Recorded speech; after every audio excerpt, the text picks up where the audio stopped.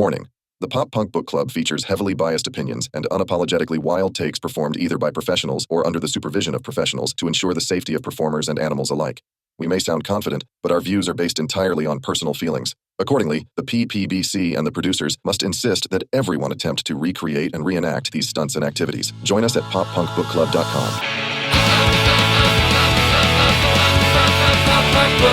Ho, ho, ho! Merry Christmas. It's me, of course, Santa Claus, and Sam is an elf of some sorts. Welcome to the Pop Punk Book Club season finale / Christmas special.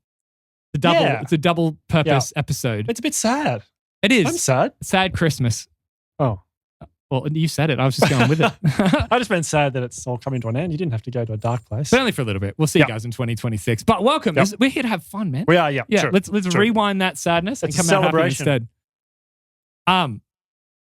So welcome to the book club for the final time in 2026. As I said, it's pretty obvious who I've come as, but you're intriguing me, and I wanted to wait till we started recording before I fully found out what's the vision. Well, the vision. Okay, so I'm an elf, obviously. Yes, but I haven't shaved for a little while, and I feel a bit scruffy. So I was like, I'm going to come as like the bad Santa version of an elf. And so then I thought I'd break up my fake sleeve tats from when I was dressed as Boomer for the Halloween special. Repurposing the costumes. I'm sweating so much already. Speaking of repurposing, I've managed to use my Pop Punk pants for another purpose, and they look very festive. So we have to get changed for that. It'll be a quicker changeover. It's like speed dressing. Yeah. But I tell you what, I'm basically a platinum rewards member of Shindig at this point. That'd be like, holy crap, we can send another kid through college. Sam's walking through the door. They get so excited when I walk in there. Yeah. I'm wearing my Pop Punk shoes, I just realized. Yeah, this is good. Yep. Yeah. We're already halfway there. Yep. So I went there today to get the costumes. And I need to show you a costume that I found that I thought of getting for you and then thought... For me, for Christmas? For you. No, for the episode, like costume for the episode. It's Christmas themed for this episode. That's what I meant. And I thought, I'm not sure I could convince you to wear it. I'll show you. Yeah.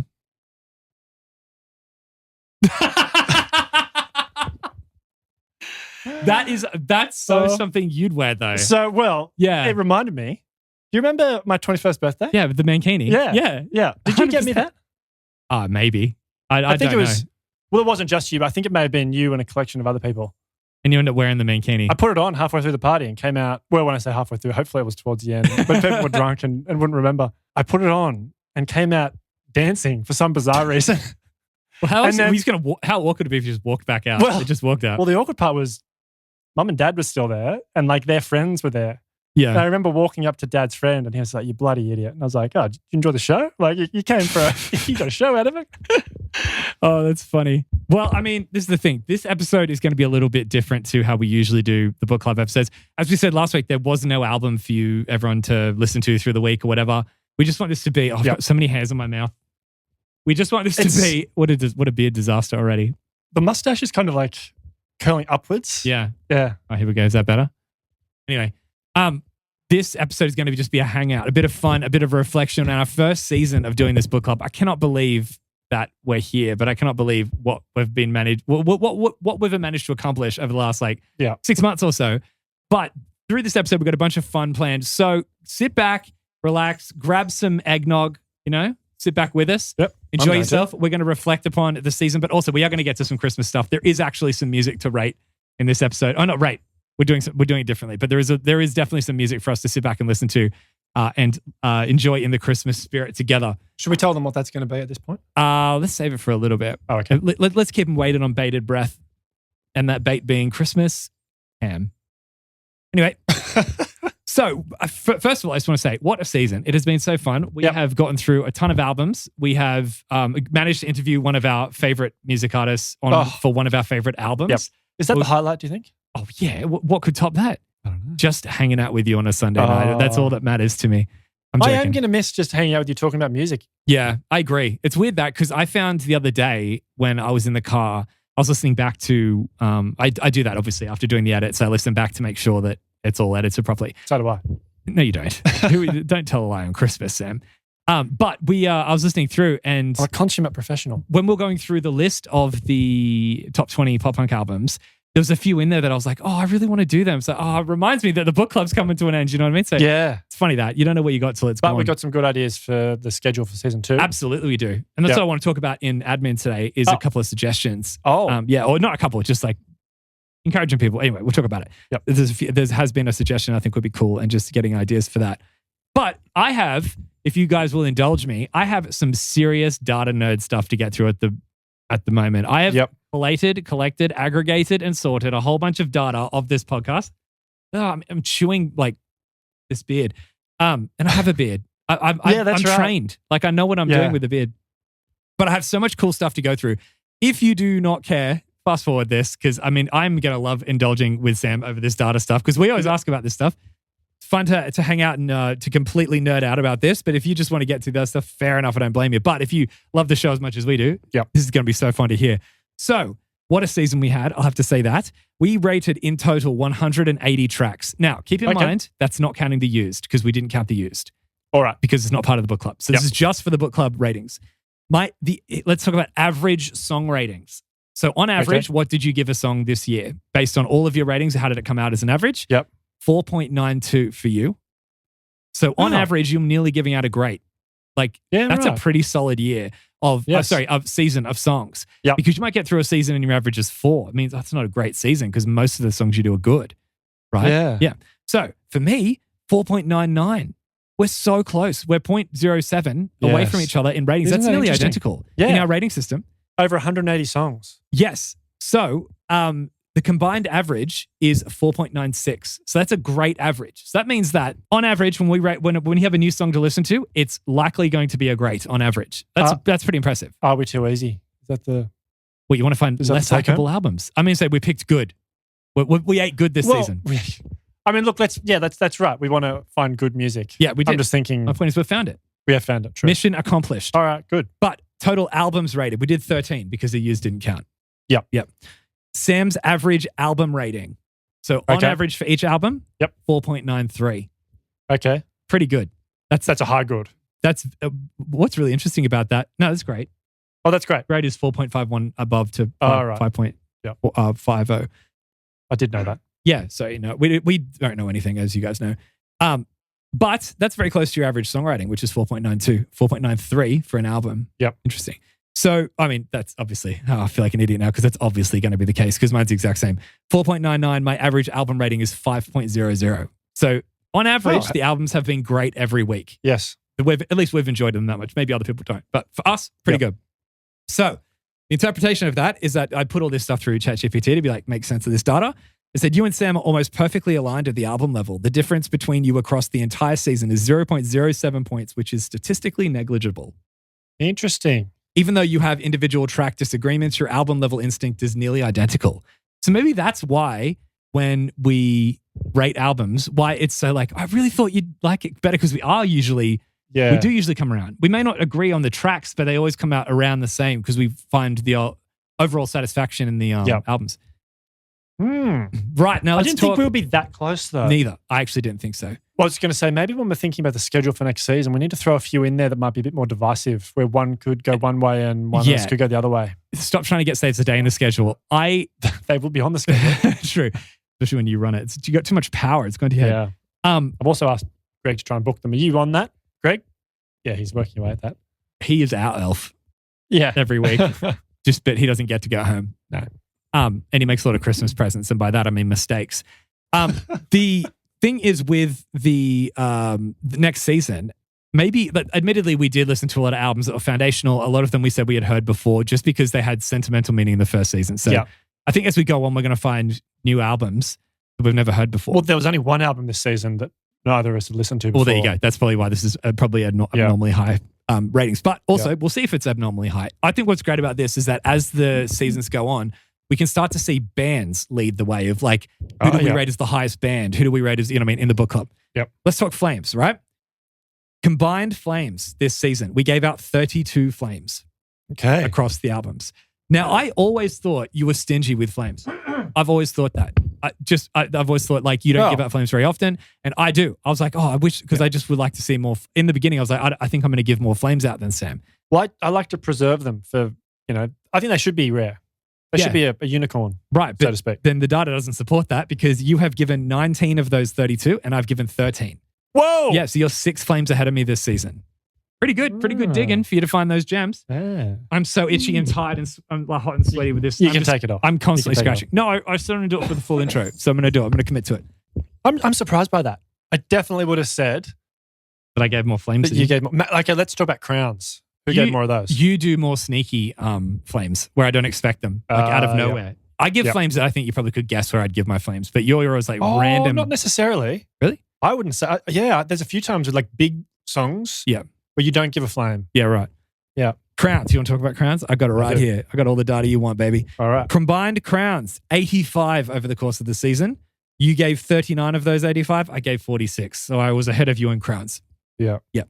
So 80 of 180 songs were crowns. 85 out of 180 tracks. Yeah. That sounds right. No, that's combined. That's combined. So that's combined. So really it's double 180 if you're doing it that way. All right, so let's talk about your distribution. Now we're getting a little bit into the nerdy stuff. Okay. You gave out 0 terribles. And let's talk about mine. We'll do them side by side. I gave out 0 terribles. So we had no terrible songs this season.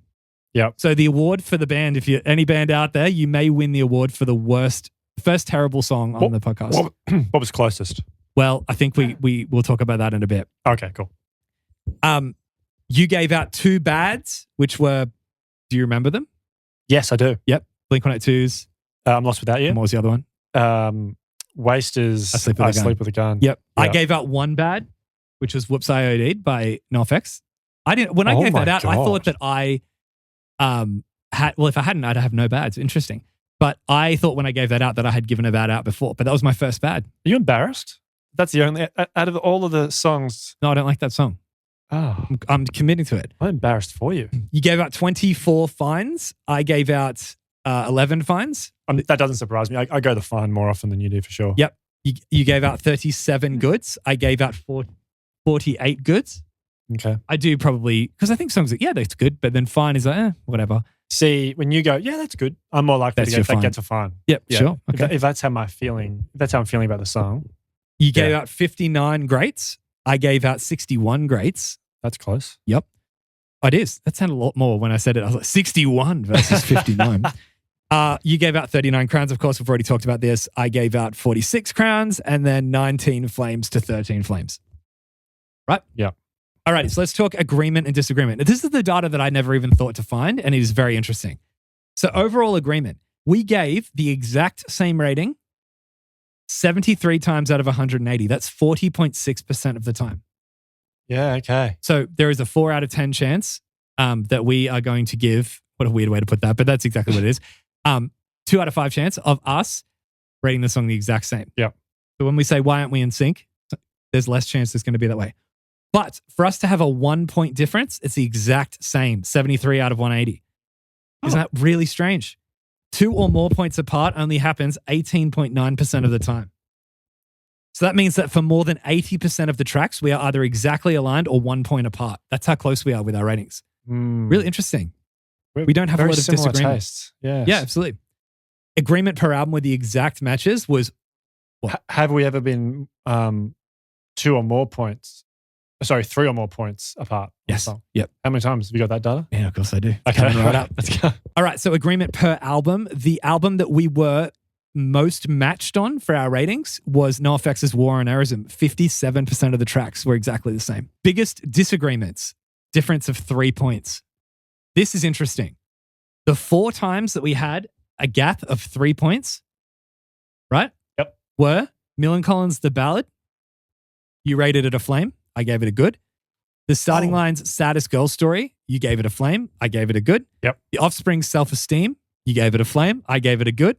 And NoFX's Whoops I OD'd. You gave it a great and I gave it a bad. So in all 4 times that we've been so far apart, you've rated higher than me significantly. Does that mean that you are so wrong liking the songs or I'm so wrong for not liking them? Well, let's throw that out to the people. I'd be interested to know. Also, no long... To be honest. No long view there. No. We weren't that far apart. How far apart were we on that one? You gave it a crown. I think I gave it a good. You said you nearly gave it a flame. Yeah. I reckon if we throw that over to the people... Yep. I'm going to get trashed for it, but the problem You'll get trashed. But the thing is, I'm still saying that The Ballad, Saddest Girl Story, and Self-Esteem are all good songs. Right? You are saying they're good songs. Whoops, I OD'd, fair enough. I said that was a bad song. I didn't like it. So come at me for that one. But the other three, don't come at me. Come at me for my maths. I just think there's going to be far more people that are going to be like Sam gave the more accurate rating on those songs. 3 flames for you though, so I can understand you being a little bit hurt by the gap. You know what I mean? But then again, I'm more hurt about no particularly when like you're listening to a song and you're like, oh, this is such a flame. I can't wait till we both give this a flame. And then you get let down on the other person. It's like, oh, this is a good song. What about, so a bigger gap would be if one of us gave it a bad or a fine and there's a flame. Yeah. Yeah. All right. Highest and lowest rated songs. Combined highest, the ones that we both rated, the highest. So these are technically the favorite top 5 songs of the book club. Yeah. Okay. Put it into like for season 1. More understandable like ramifications of the data. Newfound Glory, My Friends Over You. Blink-182, Feeling This. Goldfinger Dad. NoFX, She's Nubs, and Ramones Blitzkrieg Bop. What a little list. 6 starting 5, you know what I mean? So we both, look at that, 5 flames. 5, set, quick. Oh, 1, 2, 3, 4, 5. All right, now, the next tier, so that would mean that the 5 I just gave, what we both rated flames, which are worth 7. So that's an average of 7. The next tier down, where one of us rated a flame, the other one rated it a crown, is Sum 41's Still Waiting and Thanks for Nothing, Blink-182's Stockholm Syndrome, Millen Collins' Penguins and Polar Bears, Green Day's Basket Case, Green Day is also Where I Come Around, Goldfinger's Spokesman, Yellow Card's Life of a Salesman, Sum 41's No Brains, Newfound Glory's Understatement and Something I Call Personality, Blink-182's Obvious, Millen Collins' No Cigar, and Waster's Butt Lobby. Those are the songs that we, at the next tier of like the best ones. That is, again. Then there were 20 tracks that we both agreed were a crown as well from there that were rating of 6. But for us to lock in on crowns together, but we rated 20 crowns the same. That's pretty good. All right, now let's talk about combined lowest average, right? The worst songs that we've found so far this season. Oh, yes. Yeah, bit of drama, bit of controversy. The lowest song is not I Sleep With a Gun. It is with a combined average of 2.5 because one of us rated it bad, the other person rated it fine. But I do remember saying that maybe you're right, that it probably should be a bad. I didn't like it as much as I liked other fines. I'm Lost Without You. I'm Lost Without You by Blink-182 from the self-titled album. Yeah. All right, finally, thank you so much for sitting through all this deep data stuff. It's been pretty interesting, right? To find out. I think so. We agree 40% of the time. We are exactly the same 40% of the time and 1 point apart another 40% of the time. Like we are so close in our ratings. That doesn't surprise me. No.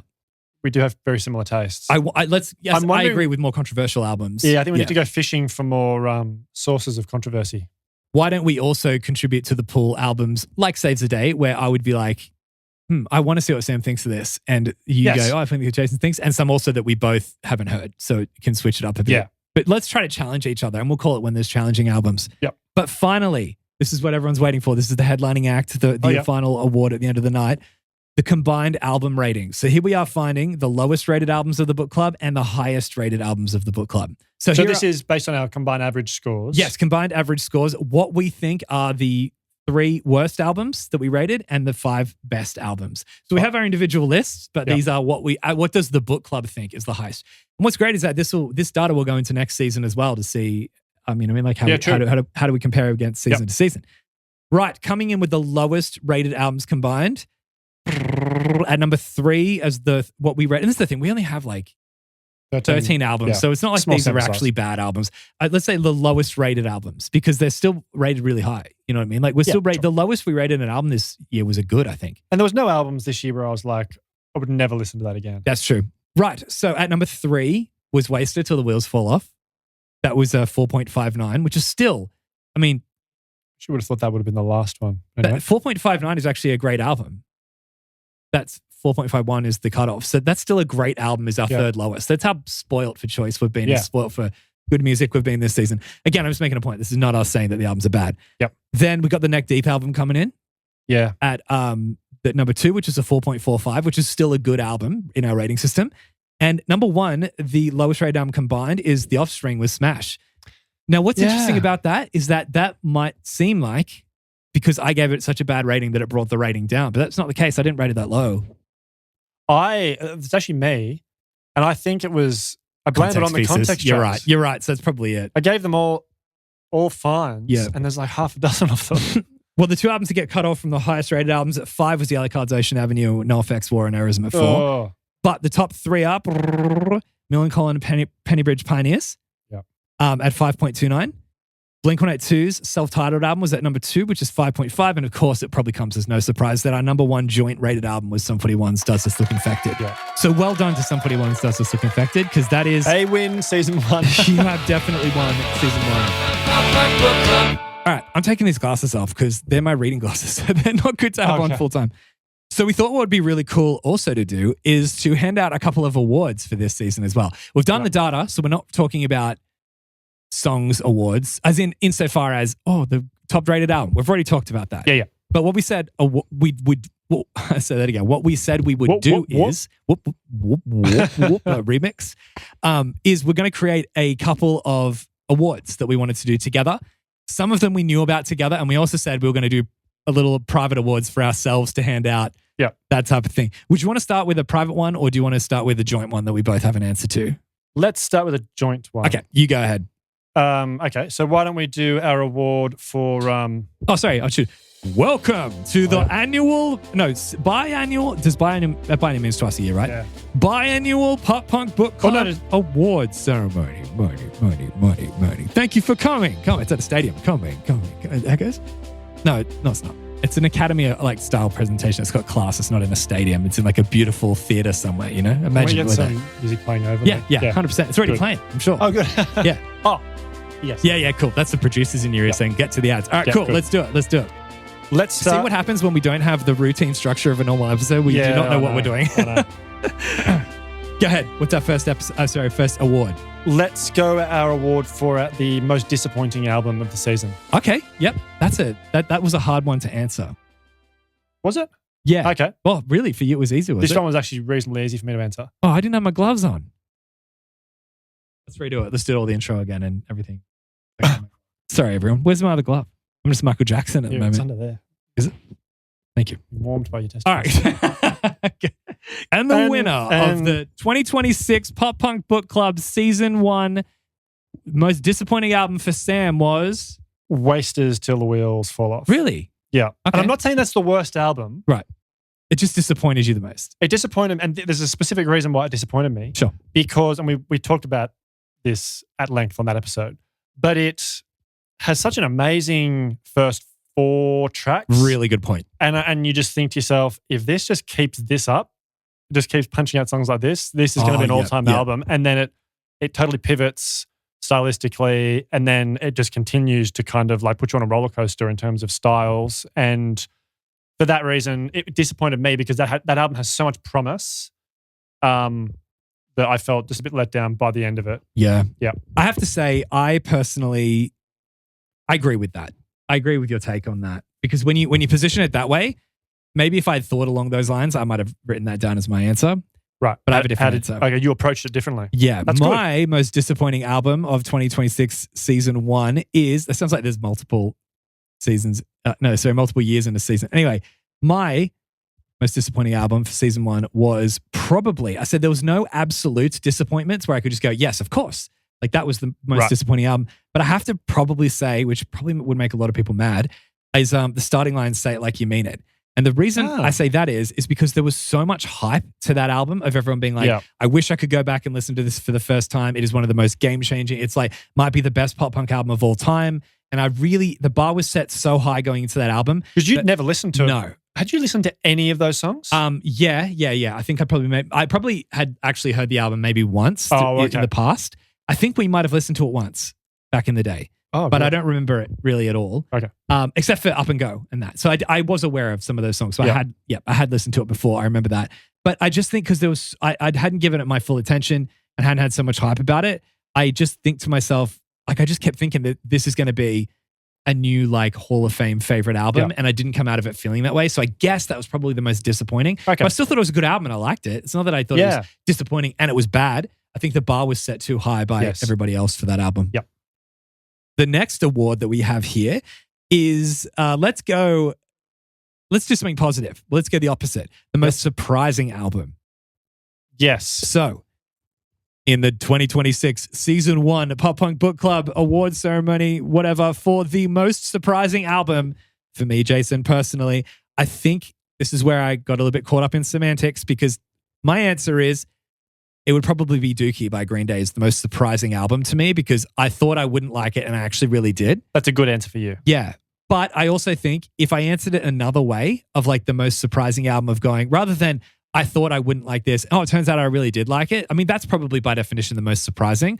But in a slightly different perspective, I would go with the self-titled Ramones album because I didn't expect to love it that much. I didn't come in going, I'm not going to like the Ramones. Oh, it's turned me around. So there is a bigger swing there. So I understand Dookie's probably the right answer. Yeah. But the Ramones is a close runner-up because I thought I'd like that and I loved it. Yep. Yeah.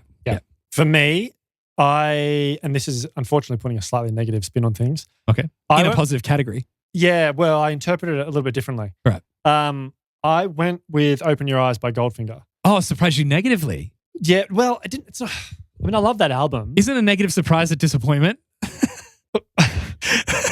Let me explain. Like, tell me what disappoints me. I wasn't disappointed. You really are the Grinch. Maybe that's what you should come as. I wasn't disappointed. I just, and I did love that album listening to it. It's just, I had such a connection to that album when I was like 15 or whatever, when it came out. And then was expecting to kind of feel that same way about it when we did the re-listen for the episode. Yeah. And I still really enjoyed listening to the album. Yeah. But I kind of came away from it thinking it wasn't as good as what I had built up in my mind. Kind of similar to what you were saying about when you were listening to Say It Like You Mean It. Yeah. Like maybe I'd built it up in my mind and then just... So it's disappointment. You've answered that question twice. Wow, it really surprised me how much I didn't like it. Is there a word for this in English? Nah, let's just go with surprising.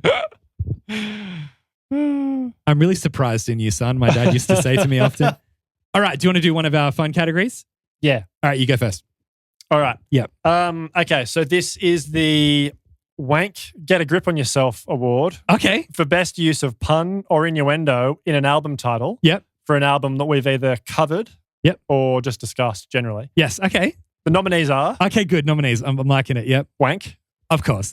Or is it a little bit like insider trading? You know, they're involved in there. It's like a bit of collusion. That's like their own. No. We're naming it after them. It's an honorary type. Right. Yeah. Yeah. And then the other nominee is No Effects War and Errorism. Yes. I'm going to have to give it to Wank.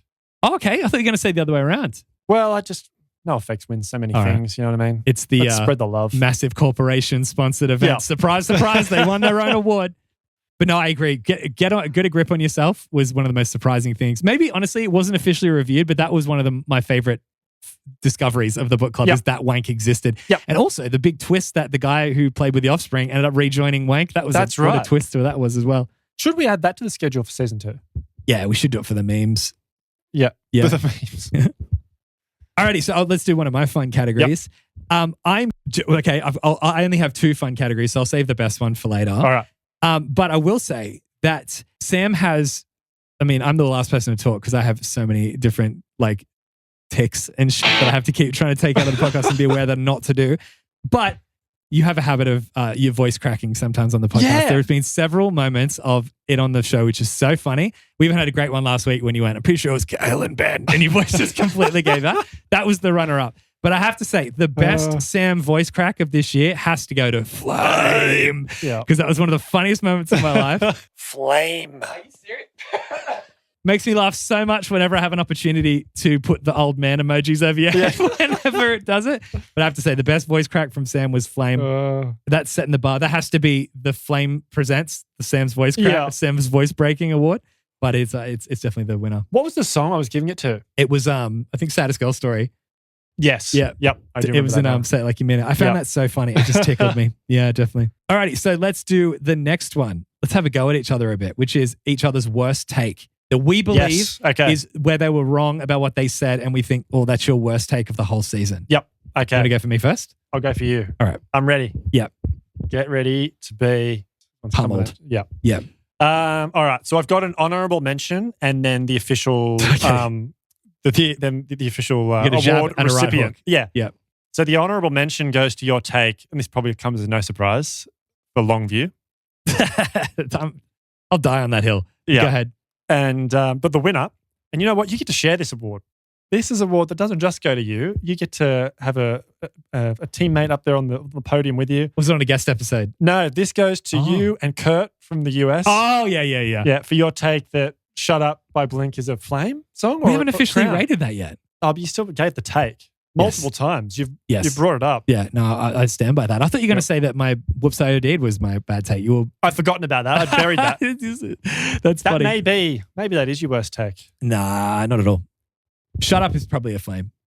We'll see. Let's do Take a Pencil Jacket one time and I'll get put on the spot to actually have to. I have to be honest. I will never rate a song in a way that I don't feel.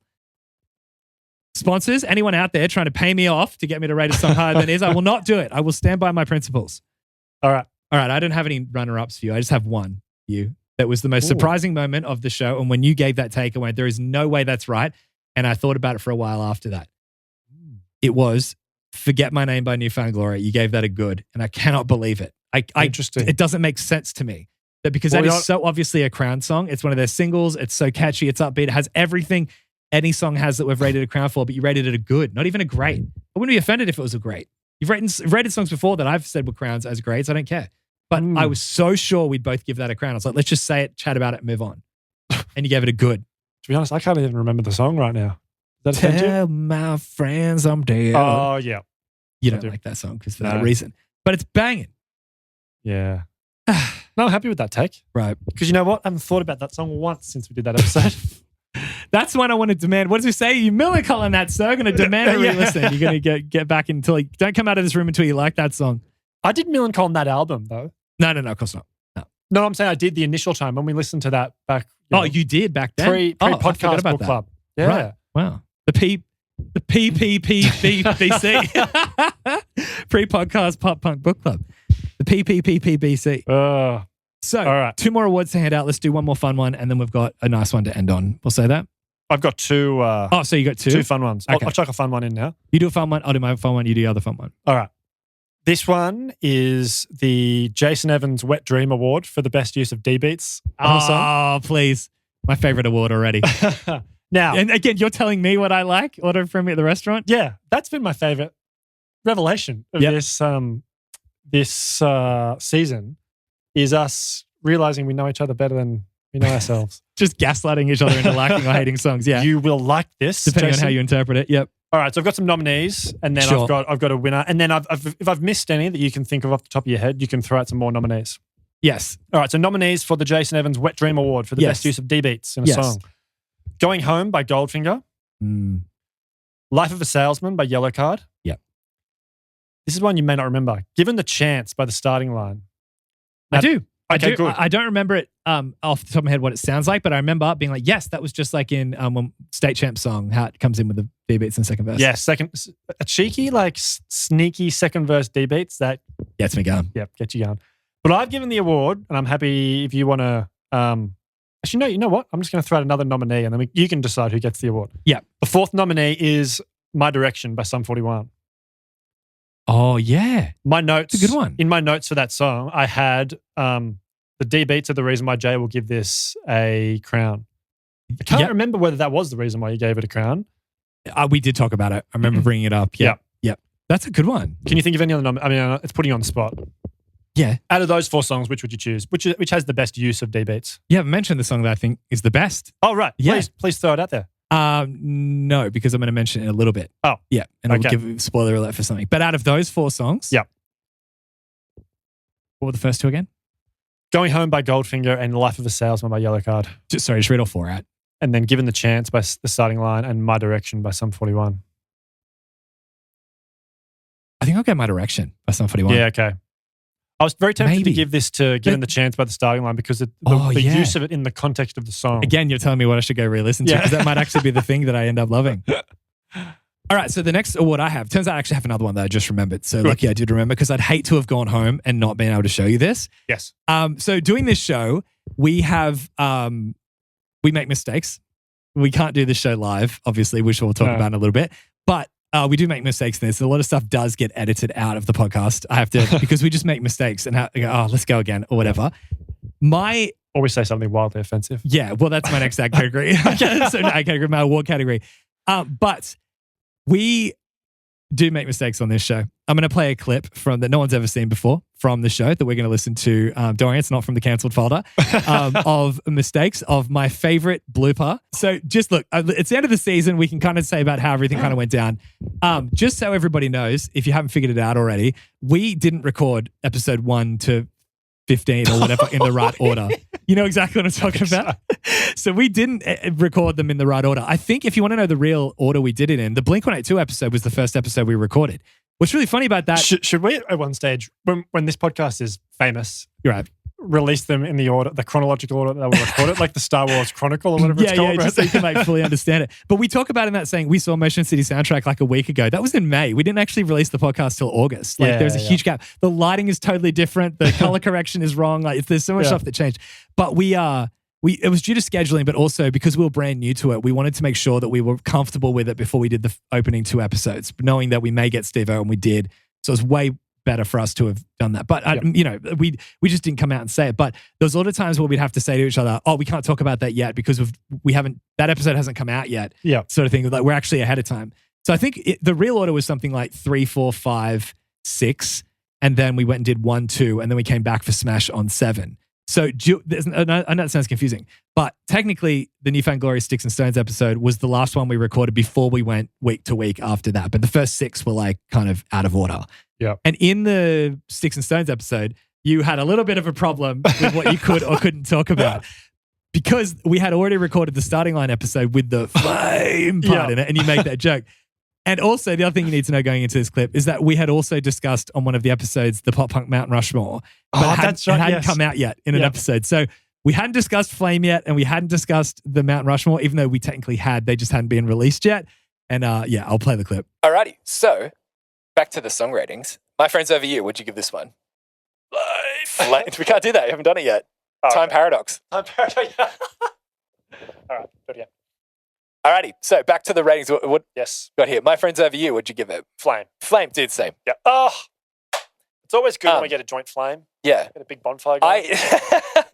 This is honestly one of the greatest pop punk songs ever made. Yes. Like, it is so sick. We talk sometimes about, we've all, I'm assuming, talk about the Mount Rushmore of pop punk songs. Go back.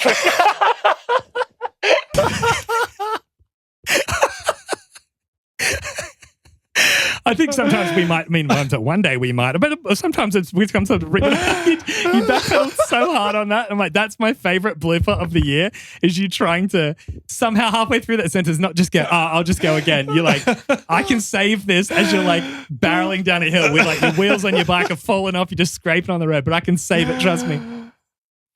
Sometimes we talk about, sometimes we might, one day we might, I wouldn't put it past us to one day sometimes talk about. Oh, I couldn't believe that. That was so funny. So that's my favorite blooper of the year. See what I have to put up with, everyone? Professionals. True. Absolutely professionals. Professionals. Yeah, we pile on Greg. There's only so much we can blame on Greg, really. That's true, yeah. All right. We want to do one more... Let's do one more fun one each, and then we've got one more joint category, and then we can move on to the actual show. Okay. This is a good one. You'll like this. Yeah. This could be an inaugural award. Yeah, as in this will be an award we give out. Sorry, this is the inaugural one, but this will be a perpetual annual award. Sure. Anyway, this is the Jesse Lacey versus John Nolan 70x7 award for the greatest act of betrayal for this season. And it goes to you. To me? Yeah. For withholding the results of our opening song draft. Oh, yeah, fair enough. Yeah. Lock me up. I'll take that one. I felt so much shame thinking, that up.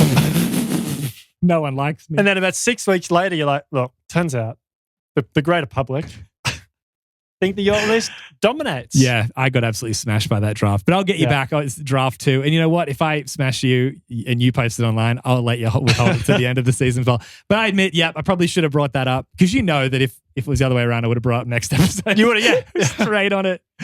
So that's got some admin for this episode. The Jesse Lacey, John Nolan one.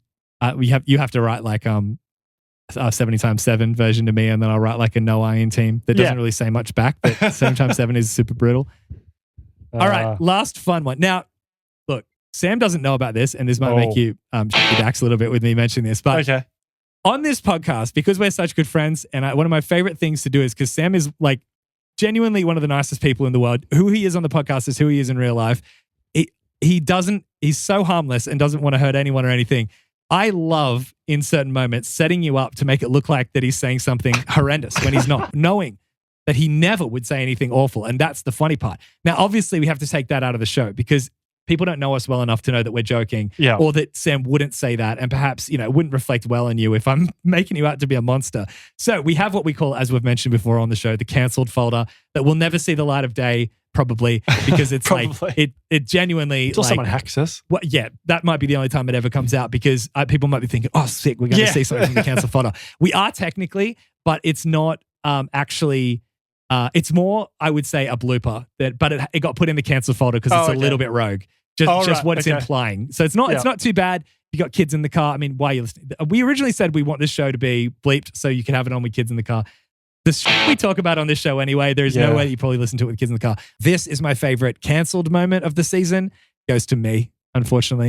I'm giving an award to myself. But it technically is a blooper. Let's have a watch. And when I go to the local record store, the whole library is like I'm just rebuying my collection. It's really interesting. Yeah. You see your fingerprints on them. That's mine. I wonder. I genuinely I was going to say put a blue light on it. That wouldn't have been good. I meant fingerprints. And when I go to the local that looks like my... Oh, that's so funny. All right, but that's the only thing we're bringing out of the cancelled folder because the other stuff, I mean, if you know us, you'd find it funny. If you don't, I think it's better to keep that locked up. All right, last award for the 2026 Season 1 Pop Punk Book Club Award Ceremony. Yep. Let's do it. Let's end on a banger, like on a positive one to move forward. We have, this is one we've both picked one for, called The Biggest Gem Find for a Song. What? I'm just thinking of you in a CD, in a record store with a blue light on. And then being able to go, yep, that one was mine. That one was mine. How'd they get that one? No, that's not mine. That one's mine. I swear I wouldn't have done that one. That saves the day. Definitely not. Oh, talking about the cancel file. Add that one in. All right. I think we can be a bit more rogue on the Christmas special, can't we? True. Fair enough. All right. By the way, if we do end up keeping that in the episode, that's nowhere near the level that the cancel folder gets to. That's if everyone goes, oh, why don't you just leave it in the show? Yeah, no. In fact, I'm a little bit surprised that one didn't make it in. What do you mean? The blue light reference. To the main episode? Yeah. I think this is just a little part of me. I was like, it was one of the first episodes I was editing. I was like, I don't know if that's too rogue. Yeah, sure. Talking about bodily fluids and that kind of way. Yeah. All right, so let's talk about the biggest gem find for a song. Not for an album. A song. This is what was the song that you picked as your biggest gem find? Well, can we just preface this discussion with this was hard because we knew a lot of these songs before. That is true. There's not many songs that we listened to this season where we're like... That's my disclaimer at the start. I knew most of the songs already, so there wasn't really gem discoveries, but I've got some runners up and a good pick. All right. So I've got a couple of honorable mentions and then a winner. Honorable mentions go to Motion Sickness by Neck Deep, the opening track off their album. Can I say that's a run-up for me as well? Oh, cool. Yep. Nice. Which I'd never heard before. Like, I didn't ever listen to that album until we did it on the podcast. That's the first time I've heard that song, I think. Because we didn't even do it on the pre-podcast, the PPPB. PPPBC. The next runner-up. Do you know what happens? Is because it happened before we started the show, we call it the BC PPPBC. From now on, that's what the show's called. Next runner-up is Jobbo by Waster. Oh, yeah. Yeah, which I hadn't heard until we did. I mean, I know we listened to that when we did that pre-podcast as well, but at the time we listened to it at that point. And that's the only time that you convinced me to change a rating. Live on the show was because of Jobbo. Yep. That's true. Yep. I should have given myself an award out. Yeah. Best advocacy on the podcast. But I've given my winner to, and it's not a song that I need to explain. The Millencolin album, Penny Bridge Pioneers, was such a gem for me when we did this as part of like the pre-podcast book club, because that was an album that I had listened to like a little bit of back in high school, but never gave it a lot of time. Yeah. And then we actually listened to it properly for the book club. I was like, oh my God, this is like a all-time album for me. And I totally like missed it. And so I've given my award to Penguins and Polar Bears by Millencolin. Yep. That surprised me when you rated that a flame, but I really liked it. Yeah. Absolutely love that song. And it was a song that I'd probably had heard, but like it was a song that I'd never given time to until we did it on the book club. Yep. That's really good. I can tell you my runners up, or I won't say nominations because I'm not going to put the winner amongst this.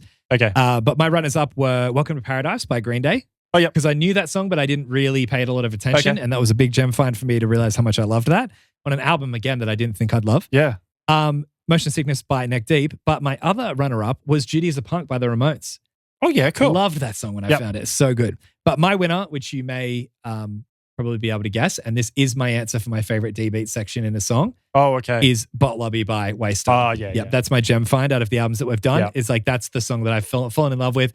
And admittedly, yes, we had listened to that in the BC, but I have, because of the fact that I discovered it through that, and that, technically that's discovering it through the book club, sure. I would say that that's my biggest gem discovery out of these albums. I love that song so much. What a great song. And now I kind of compare other D-beat sections to Bot Lobby, as in like that's probably the best version of that, I think. Yeah. Really cool. Awesome. All right, so after like the longest possible introduction sections to the podcast we've ever done. If you're still here. Welcome. You've done very, very well. Welcome to the actual show. I will say that we're now officially in the admin section, which is usually 10 minutes into the show. It's probably like an hour in, but we've got a lot of stuff to get through. It's not just season finale, it's also the Christmas special. So also a normal episode of the show. So we have to try to fit all three in. Yeah. Working overtime. So I just want to say, I've loved on this season so much that there are so many moments on this show where listening back to it, especially in the edits, it is so clear that neither of us know what the other person's talking about, but we're both arguing from the position where we have no idea, but we're so sure in our ways, but we still don't understand it. Last week, I talked about Ocean Avenue. I remember talking about it and going, you were confused at one point, and I was like, how do you not understand me? I remember thinking that, going, I couldn't have made it clearer. I said about how it was before we started going into the album top 20s of the different publications talking about the top 20. It's bigger than that, but we read the top 20 of the pop punk albums on the list. I said to you that I thought Ocean Avenue, I couldn't believe that it was at 18. I was like, that sounds really high. Meaning is in like, I think it should be taking number-wise lower down the list, like closer to 1. But I was talking about higher, as in it needs to be higher on the list. But I realized in the edit that halfway through I say, that's way too high. It should be lower than that. And I changed my whole perspective of when you were like, higher. And I was like, no. I mean, I was like, you idiot, listen to me sort of thing. But I completely changed my idea with it. So I do that all the time. We both do it. And I listen back and I'm like, we both just don't know what we're talking about. No. It's really, really funny. We both, we don't know. We know what we're talking about, but we don't know what the other person is talking about. But also on that episode, I just want to clarify something. There was a moment where I said about the school performances, made me laugh so much listening back to it after I looked it up. I said I was like a hired gun in the school performances because I would come in and get like used for all the school performances. I thought that phrase meant like a soldier that just got hired for war. Like I thought it was someone who's got brought in like, oh, he's a hired gun. He gets brought in to like, just be part of the team. And I didn't think there was anything too wrong about saying that. And you were like, hired gun, please. And I was like, no. And I doubled down. I'm like, it's objectively true or something. Yes, I got brought in for like, out of the 16 kids, I played like 12 performances. Because in my mind, I'm going, I did get called on for everyone's performances. But then I was like, what does this mean when I was editing? I looked it up and it said like a specialist, like expert that gets brought in. Yes. I'm like, I just want to redact that because I'm like doubling down on it, being like, I was the hired gun. Like, not knowing that it meant so much, had so much weight to it. I thought at the time that it was like strangely arrogant. That's exactly right. So looking back, I look like I'm so arrogant, which is so out of character for me. I never talk about myself like that. But I was like, we're going to have to introduce a new award, the Jayson Hired Gun Award for the least well understood expression or saying. Award. You want to bring in the Quaff Award? I still don't speak it wrong. There we go. I maintain I'm correct. That's funny. All right, so we forgot to do comments last week. There was a cool comment left on one of our YouTube videos for the Waster episode. It was from You in Weird Cities. They said, thank you for recognizing newer bands, but cannot wait till you finally cover Fall Out Boy. And I'd love your reaction to their hardcore bands. Oh, okay. Thought that was pretty good. They're hardcore bands. Fall Out Boy, do they do like some side project hardcore bands? I'm not sure. I'm assuming that's what they meant. Yeah, okay. Whatever. I am looking forward to doing a Fall Out Boy album for sure. I said, which Fall Out Boy album do you want us to do? Pick one and we'll add it to the schedule. Because remember, season 2's open. So if you want any requests, send them through over the break and we'll add it. They said, tough choice, but from Under the Cork Tree. Yeah. Perhaps boring, and I like their pre-hiatus albums more, but Cork Tree is just a classic and lots to discuss there around the story of the band. And I said, Sam said that was his favorite Fall Out Boy album too. You said that on last episode. He said, Yep. I said, sorry. So we should do it. Great recommendation. And they said, cheers. Thanks for producing such a high quality podcast. Oh, Yeah, I'm not even making that up. What a nice thing to say. So that's so nice. is that a compliment for Greg? What do you mean? Well, I mean, he's the producer. Yeah, we use that term very loosely. I edit the show. I haven't really worked out what he does. He turns up each week, if you want to call it turning up. Greg, he's Greg. he's physically here. Should we bring him in for like? We should. Yeah, Greg, yeah. Come on in. Come sit with us on the lounge. come and bask in the glory of this comment. Are you? Mate. Are you not going to come in? He thinks we're going to prank him. Probably. We're not. Look, this seat's open. If you decide by the end of the episode you want to come in, you can. You come sit next to it. pretty Finally much going to come in. Rude, really. Yeah, now people can start to see that we're not. Yeah. People think we're joking about what we're saying about him, but Yeah. that's just what Anyway, it is. All right. All right. But I have to say, I got a little bit emotional about a comment we received. I don't usually get emotional about stuff, but it just hit me in the feels. And I want to say thank you to the person who left this comment, because on a real note, we joke around a lot, have a lot of fun. But the truth is that like we started this podcast a year ago. Like our first pilot was pretty much this time last year, which we'll get to in just a sec. But we didn't know if anyone would care. We'd be happy just chatting, sitting here, even if no one was. Yeah. But the fact that we've had so much support from people and people getting behind us and really liking it really means a lot. But sometimes it can feel a little bit like, oh, I hope people like it, because you know, a lot of time you don't expect people to always be leaving comments, even if they are listening to the show and like it, because it's just sometimes not in people's character. But we got a comment on our podcast page from someone who left a review. I say every episode, if people could leave a review for the podcast, Yep. you know, I really like a rating and stuff. It really helps us out. I don't expect people to, though. It would be great if people did, but I'm not going like, please, can people do that? And I just thought the other day, I'll just go onto Apple Podcasts and just see if anyone has, and see if anyone's left a review on this. And someone has. I didn't expect, I don't know, just for it to hit me in the way it did. This is cool. Where are they from? I'm not sure. Okay. I don't know. It just makes me feel like that this is it's worth it. Even if we've made someone write this themselves, like something we've done has helped people. It blows our minds, honestly. Like I'll speak on Sam's behalf here. Like when we hear people say, You normally do. yeah, true. Please, quiet. I'm talking, Sam. When we hear about Pop-Up Punk, where people say, oh, me and my husband have been like trying to work this out, and people say, I've been stuck on it for a few days. Like just the fact that we're bringing some form of entertainment to the world in some way. We're just in this little room here in like a small little town. We somehow got Steve-O from Sum 41 on the show. Like what the what has happened? We never thought this was going to be the case. We started this, as I said, the first pilot was a year ago. Nothing here was built. Like we had no idea where this was going to go or anything. And the fact that we're at this point now, like finishing the first season after doing like 15 episodes is like so fucking sick. Anyway, this is the review we got on our podcast, which was for 5 stars, which I thank him very much for. But tell me if this isn't the most on-brand review ever. Bit of emotion wrapped up in a lot of immaturity and nostalgia. Okay, good. It's exactly That's what we want. He said, nostalgia-filled punch in the dick stuff. That's the heading of the review. He said, a few years older than these blokes, but love the youthful walk down memory lane and don't know them, wasn't in their class, but FMD. What's FMD stand for, you reckon? I don't know. Sure. The high school stories took me back to... You're dead. Oh, that's it. I thought... I'm a man of the people. Yeah, you are. Very good.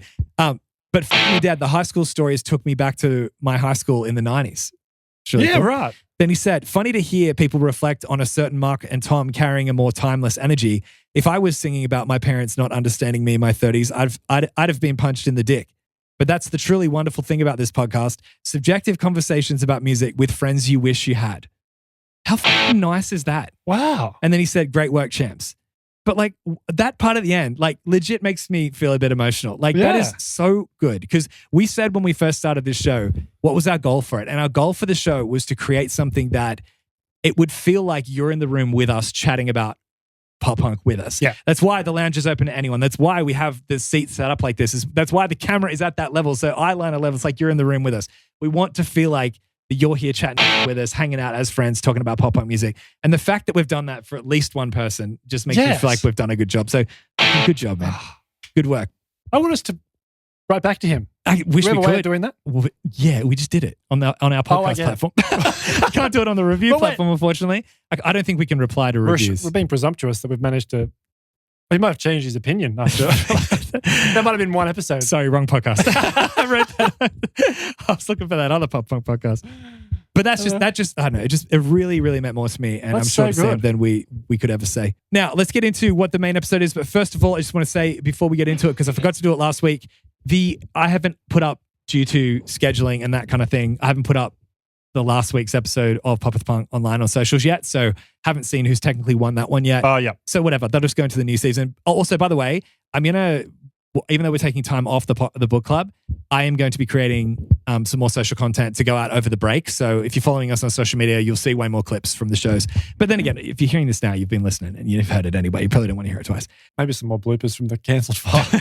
Just accidentally upload the whole cancel photo. But the winner of the Pop Punk Book Club, Pop with Punk, from 2 episodes ago now, I think, was when we did the Hell song. Oh, yeah. Right?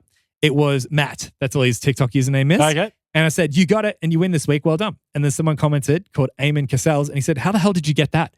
So it makes me forget that there's some people who would watch, Pop with Punk will pop up in their feed and they'd be like Kale going, what? Like, what on earth did you just say? Like, how on earth can you get a song out of that?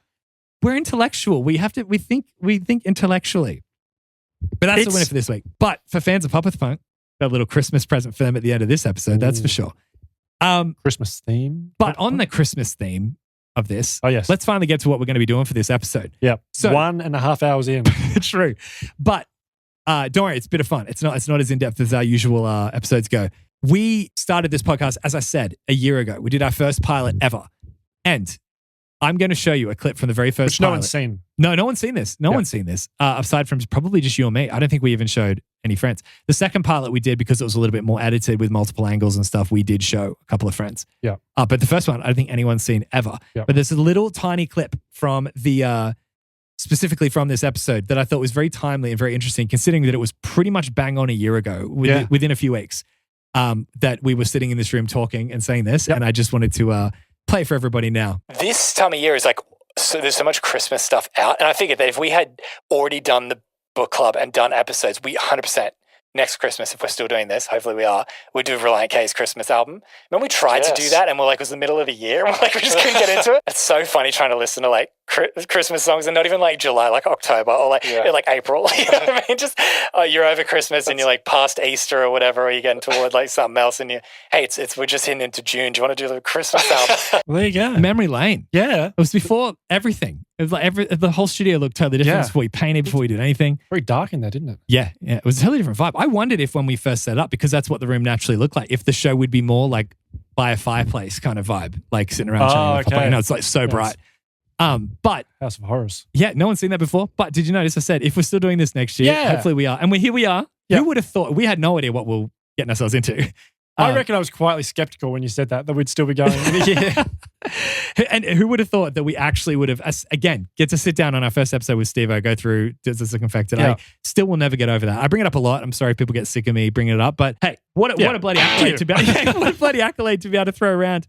But for today's episode, we're not going to be doing the Reliant K Christmas album. We're going to do something a little bit more fun because I think I don't want to be mean about it, but the Reliant K Christmas album, we were going to just rate and include it in the book club. But I'm glad we chose not to do that. No, yeah, because a lot of the songs are slow. It would be a lot of saying the same stuff. There's not a lot of lyrical depth when you're just talking about Christmas stuff. Yeah. So what we're going to do is we've created a playlist of 12 amazing pop punk bands or punk bands or whatever doing pop punk adjacent or pop punk centric, whatever. It's on brand with the show. Bands doing covers, pop punk or punk covers of Christmas carols. Or just Christmas songs that they've written, because a couple of these are not carols. Yeah, sure. We're just going to throw it all out like that, and you've sort through it and make sense of what we're trying to say.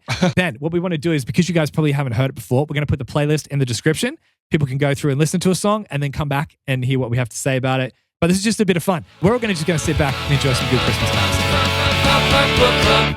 Alrighty, so let's get into it. We've got all a bunch of Christmas carols in here. We're going to pull one out. You guys can listen to it as well, but we're not going to be rating it in a usual rating system. We're just going to be chatting about it. Yep. Our opinions about it. Yep. And if, we're just going to have fun. Yep. All right, you do the honors. First song out. All right. Set the tone. We are doing I Won't Be Home for Christmas by Blink-182. Right. You know this song? I do as well. It's really funny because we talked about in the pilot, we actually bring up I Won't Be Home for Christmas. I thought we did. Yeah, we did. And you said how it was from a Take Off Your Pants and Jacket era Blink-182, and I was like, no, absolutely not. It's recorded with Scott a while back.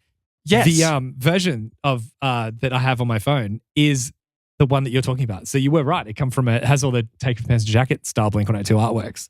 But do you know, the reason why I thought about this is I was listening to it and I was like, when was this recorded? Because it sounds like Dude Ranch era Blink. But then when you look at it on streaming services, it's got like a Take Off Your Pants and Jacket era cover, as you say. Yep. So the reason for this is it was recorded in 97 with Scott, right? Produced by Mark Trombino. So Dude Ranch, yeah. So it must have been done when they were doing the sessions for Dude Ranch. And I'm not sure if it was released at that time, but it was definitely re-released in 2001 as a single. Right. And so that explains why the cover art is Take Off Your Pants and Jacket style. Yeah, wow. Yeah. So that explains why we're confused. Right. Okay. Well, that's awesome. It definitely sounds like Dude Ranch Blink. It does. So I've always associated with that. Because, I mean, when I got into Blink, all the songs that I liked, because I was getting in a bit later, like I got into them around Anima Time. So when I'd hear something that sounded like Dude Ranch, I just assumed it was Dude Ranch. Like I didn't be like, oh, it might be a later release. You can tell by the guitar tone, don't you reckon? Yeah. And Scott's drumming is very noticeable. Yeah, sure. The drum tone is very noticeable. I have to say, as far as pop punk Christmas songs go, this is one of my favorites. Yeah. It's just so upbeat and catchy, and it has that like punk rock spitefulness to it as well, of like him being like, it's time, Christmas time again, it's time to be nice to the people you can't stand all year. Like, this might actually be my favorite Christmas song. Yeah, okay. Also, there might be another one that comes up that I actually think, oh no, that one. But as far as my memory goes now, I don't know if I like any song better. Interesting. It's pop punk. It's not super upbeat, but it's like it's got a vibe to it. It's got a strange sort of melancholy vibe, I think. Yeah, it does, yeah.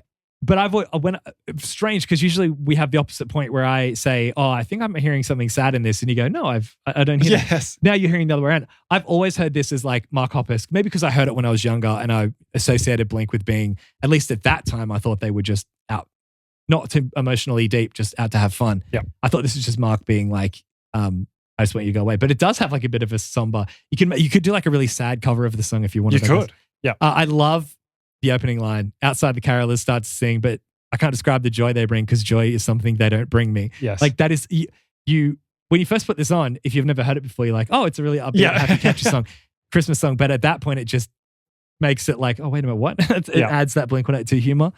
Oh man, this song's funny. I love the lyrics at the end of the second verse. When he's like, Christmas still came because a guy named Bubba unwrapped my package. It's something about Bubba, isn't it? Yeah. It's man, as far as we're starting with this one, this is hard to beat. Like, I think that's probably fair. Yeah. But, so you talk about favorite Christmas song of any genre. Yeah. Do you have a favorite Christmas song? Of any genre? Yeah. Mariah Carey, Oh Holy Night. Oh, okay. Yeah. Right. Do you know Tim Minchin's White Wine in the Sun? No. Oh, you should listen People to that. say I look like Tim Minchin when I put glasses on. You do look a bit like Tim Minchin, yeah. That's so disappointing. Why? I've just never been a huge fan of his comedy. So like, I'm like, it's not someone. You're not a fan? No, I have this theory with stand-up comedians that like maybe I'm a bit embarrassed to say, but I feel like if you have to sing your jokes, they're not that funny. Like if you can't just say it and they're funny, if you have to make it, and it's funny because I'm singing it, like I just think that's a really tacky layer to put on comedy. Can we rewind and do our worst take award again? We're not doing the pop punk, the stand-up comedian book club. So there's no... I love stand-up comedy. I have so many favorites. No, I know you do. That's why I'm surprised by this. Because I like stand-up comedy where people go up and actually be funny and know pacing and like understand how to like play the audience and work to it. Not just, I'm funny because I'm singing in a funny voice about how people annoy me. And that's what a lot of musician comedians do. So every time I see someone get on a piano and when they're about to do comedy, I'm like, oh, if it was funny, they'd just say it. That's fascinating. Because I'm a fascinating guy. You are a fascinating. You're an enigma. There are songs of his that I find a bit irritating, possibly for the same sort of reason, where it's that kind of kitschy sort of vibe to it. Cool. The end. But no, but then he's got other songs which are really clever. All right. Like he's such an intellectual guy. I think I have heard one of his songs where I thought was decent. As a whole, that's not my favorite delivery mechanism of stand-up, so I don't like it. I just think it's a little bit fair to say if you can't say it, if you need to sing your jokes, they're not funny because it's... Thank you. He's not trying to... You just said I think it's fair to say. No, I said it's unfair. You said fair. I'm pretty sure you said No, I said fair. it's unfair. Greg, can you just re-roll that so I can listen back to the... He doesn't know how to do that. No, of course he doesn't. He's going to... take us back and we'll just record over what we've like done for the whole show. Yeah. I don't think it's fair to say. Just tapes over the whole show. I just thought about how funny that would be. Just to say that if you have to sing your jokes, they're not funny. I understand the point you're trying to make, but I'm not sure that's what he's trying. I don't think he's taking jokes and putting them into songs. I think he's just crafting clever songs that are funny. Yeah. And funny on like social satire and that sort of thing. Anyway, coming back to my point, I can see why people think you do like him. Do look like him. I don't like him. I don't want to look like him. I think you should listen to that song. Firstly, because it's not really funny. There's a couple we're like 3 layers into that. Yep. Back to the song, Tim Minchin song. Yep. It's not, I wouldn't say it's a funny song. It's more like a clever song and then a sentimental song. And like when it gets to a certain point where like it really hits you in terms of its sentimentality. Right. I think you would really like it. Most of the time it really hits me that they should have just been funny and said it rather than having to sing it. But that's another take of mine. Anyway, I'm going to run a poll with all of our listeners. What was Jason's worst take for the season? Longview? Whoops, I ID'd. Or he's just ridiculous take I have a couple of takes about stuff where you think is strange. Yeah. It becomes a podcast of unearthing me. I like that the warning at the start of our episode is like unapologetically wild. Yep, unapologetically wild takes, which has proven more and more true as we've become more comfortable on the show. Anyway, we've become sidetracked, but I do think you should listen to that song. We haven't discussed this, but I just thought about something as a bit of fun, and feel free to shoot the idea down if you don't like it. I will. Why don't we try to crown by the end of this the best Christmas carol? Not by at the end of the episode we pick it, winner plays on, and this is currently the winner. And every song we go through to say, does this one overtake it? Or by the end, if it makes it through the whole gauntlet, we crown the best Christmas carol of the season. Oh, okay. And that's the song of the season. That's our Christmas song for the year. And it's then it lives through to the next season as well. When we do our Christmas special, then see if it can.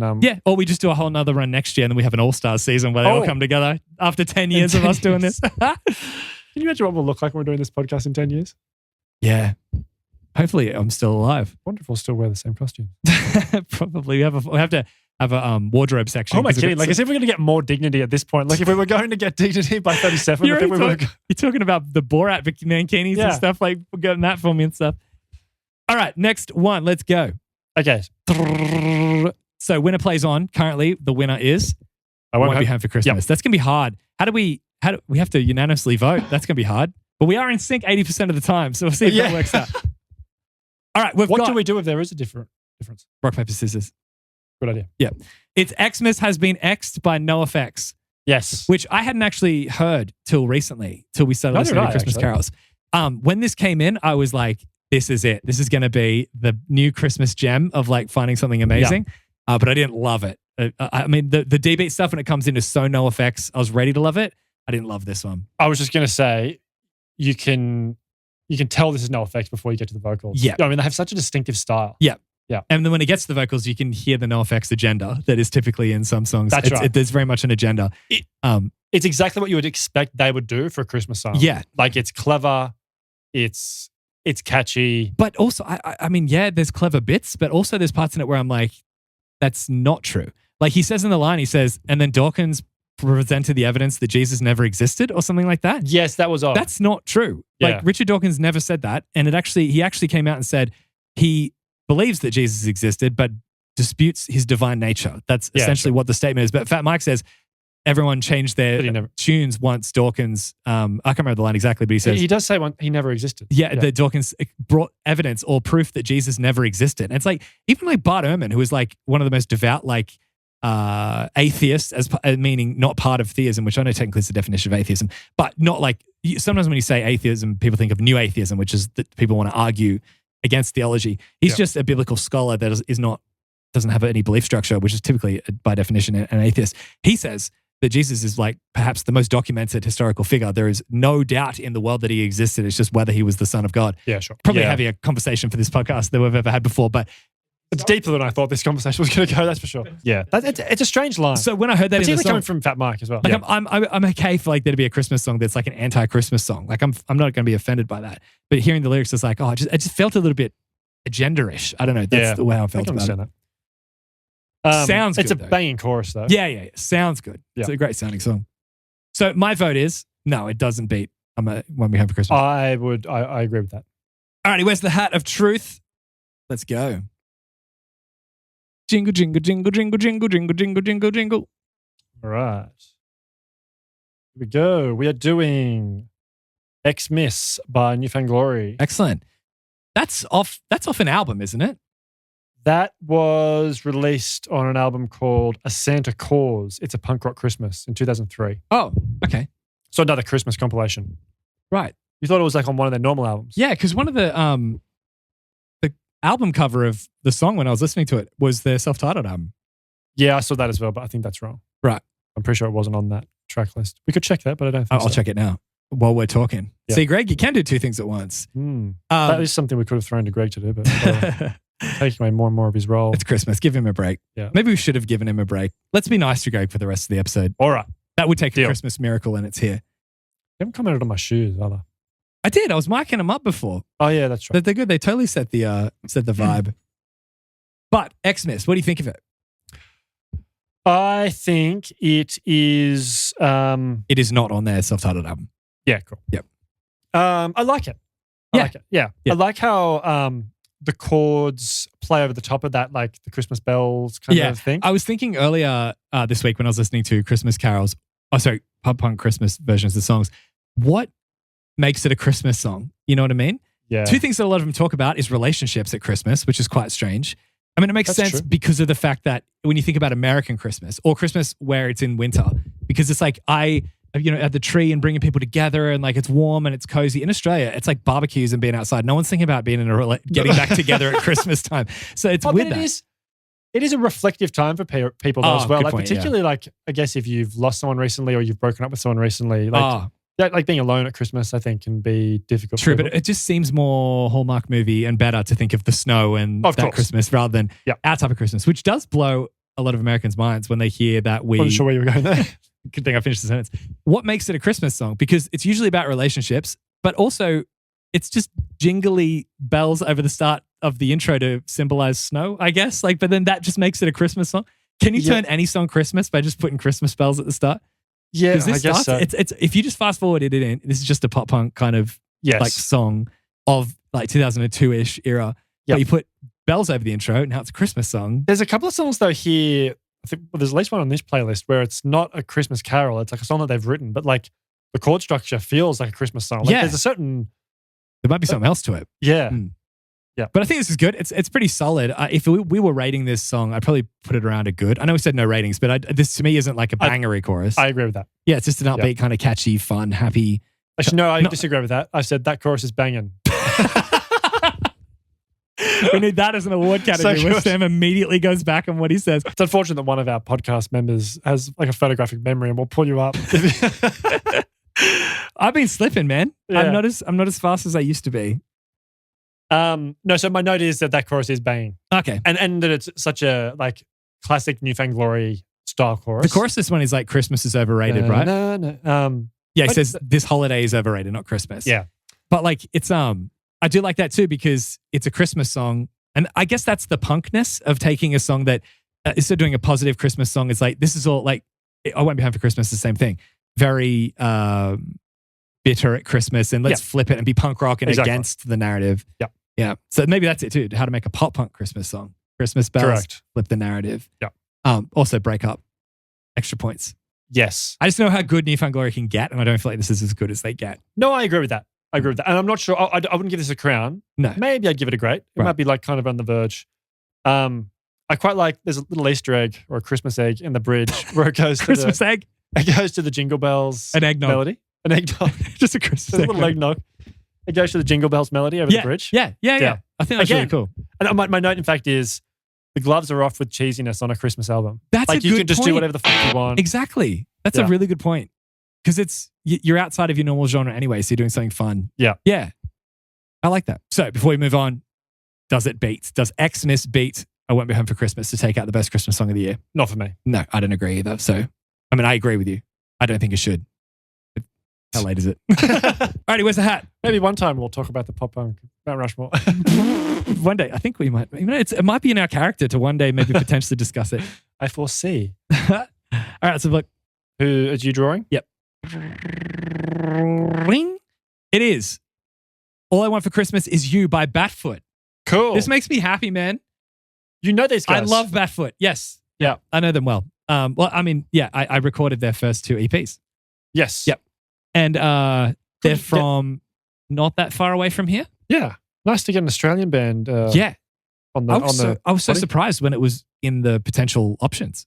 Like when I saw Batfoot, I was like, I love them. Like genuinely, as people, I think they're awesome. They're such good people. I recorded them as a band, and I remember I was going through some pretty tough times when I was young, and Craig like messaged me and was like, "Hey man, if you need a place to stay, just like come down and stay at my house." Like, because I was going through some mental health stuff, and I was like, "Wow, like I could just be the guy who records your music, but like you are prepared to do that." Like, so I've always really respected him and Justin as well.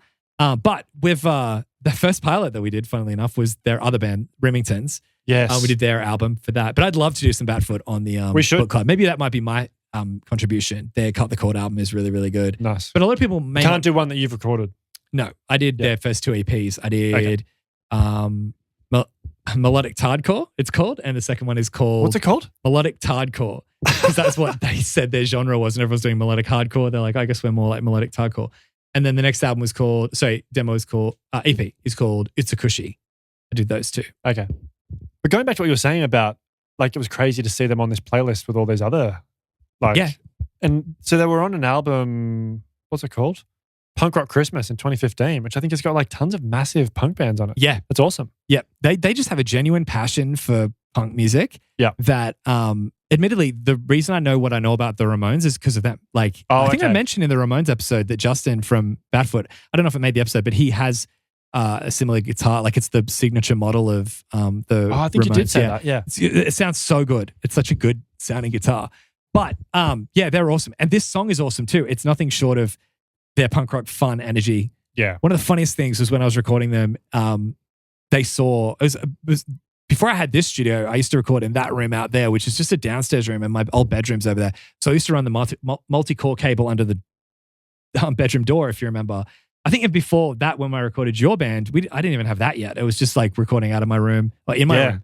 But they saw that I had, on my PlayStation 2, I had the Guitar Hero game and the guitar or whatever. And then Craig was like, I got Greg on my mind always.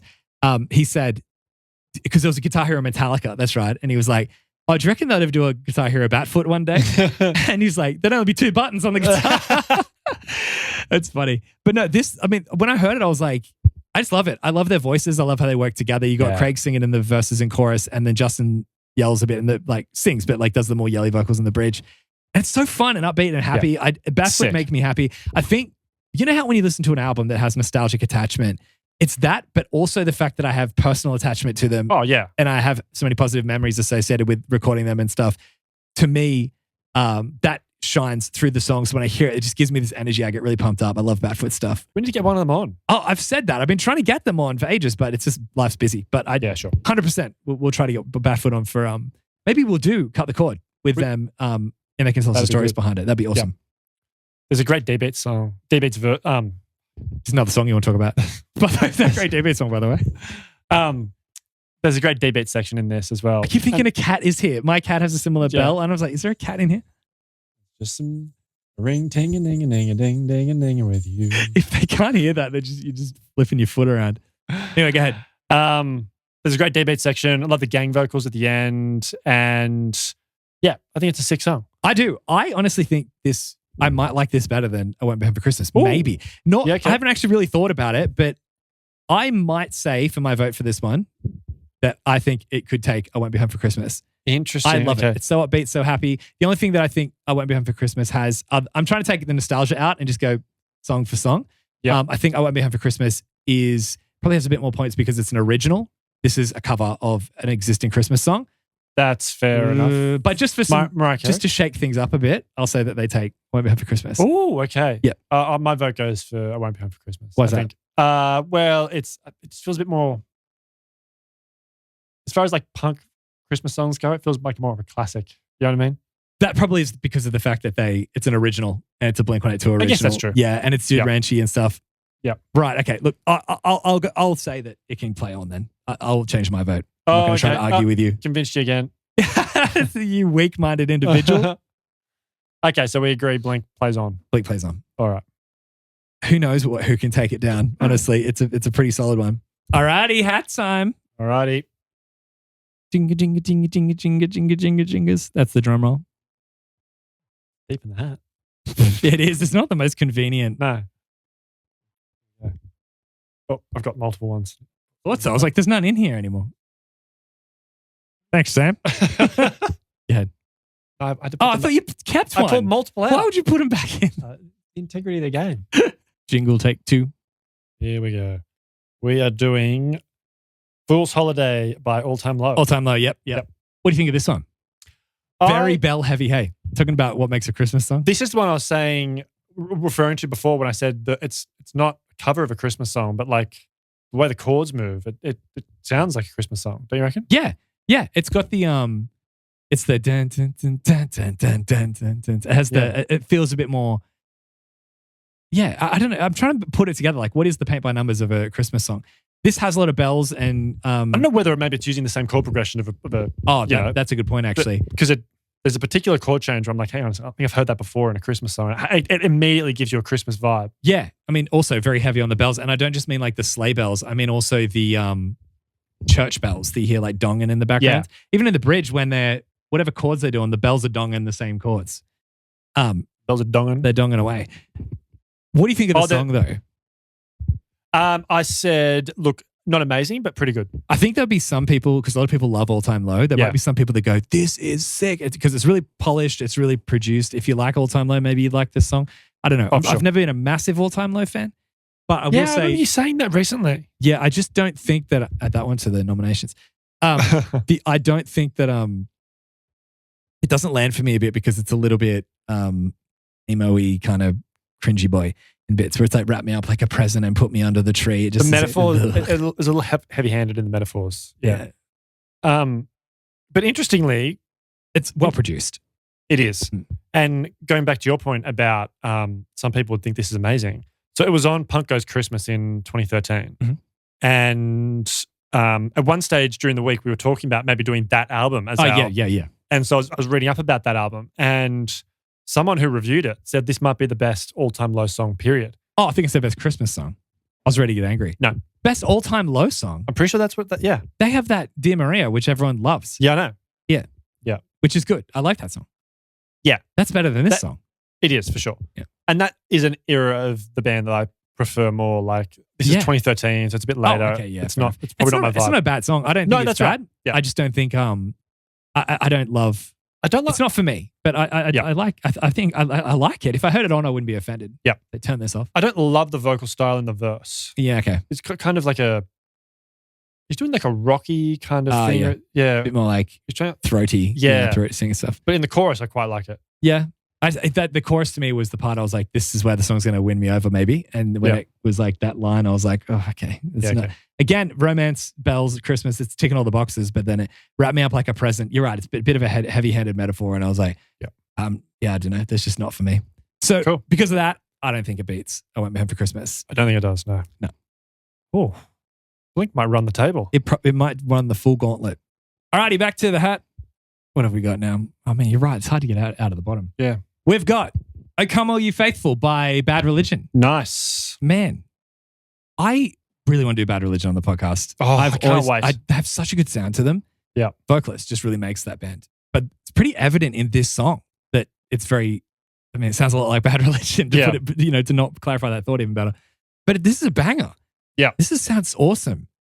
The chord progression in this song, especially when they're wrapping it up at the end, is just sick. Yeah. The Come Let Us Adore Him, Christ the Lord. I really like how they've kept it traditional in this song. There's no, how would you explain it? There's no like twist on it or anything like that or anything different. It's just like a punk version of the Christmas Carol. It's kind of like what it says on the tin.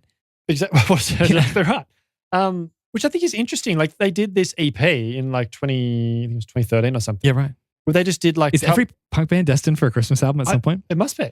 Yeah. And it's covers of Christmas carols, just like this, where they've just done, as you said, they haven't changed it up. It's just like, it's basically just a punk version of the Christmas Carol. Yeah. Including like religious Christmas carols like this one. Yeah.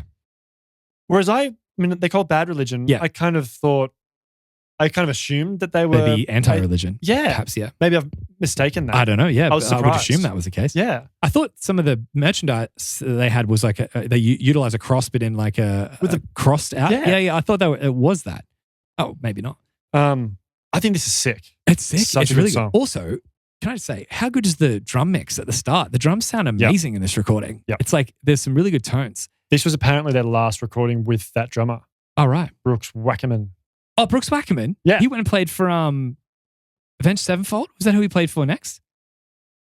He's a very well-known drummer. Yeah. Yeah. Toured with Blink at one stage. Yeah. Yeah. There was that time where Travis hurt himself on that tour and they got a whole bunch of drummers up to play. I think it might be Avenged Sevenfold that he's now playing for. Brooks Wackerman. He plays for current drummer of Avenged Sevenfold. He previously was the drummer for Bad Religion. Yep, that's right. So I was right about that. Yeah. He's very good. Yeah. Oh my goodness. Steve-O talked about him when we did the episode. I'm pretty sure we went through some drummers and he talked about that's that right. stuff. Yes. But this is that song is sick. Yeah. I want to hear more of that album because I listened to that. I also listened to, maybe it'll come up. Actually, maybe I shouldn't talk about it. Okay. But I've listened to a few songs off that. Yep. But it's I haven't listened to the whole thing. Yeah. I listened to a few of them. Yeah. They're such a sick band. They are. There's a few of their albums that I think we definitely need to add to the schedule for next season. I really think there's some flames at the gates with Bad Religion. I think there's going to be some gems in that. Yeah. Yeah. I've got maybe higher than maybe any other band, but I've got a lot of expectation for like, I think there's going to be stuff in there that I would just be like, found some gems. The quality of the vocalist's voice is really interesting. It is very weird. It's like a kind of He sings deeper low. register. He doesn't sing up high. But there's like a warmth to the tone of his vocals.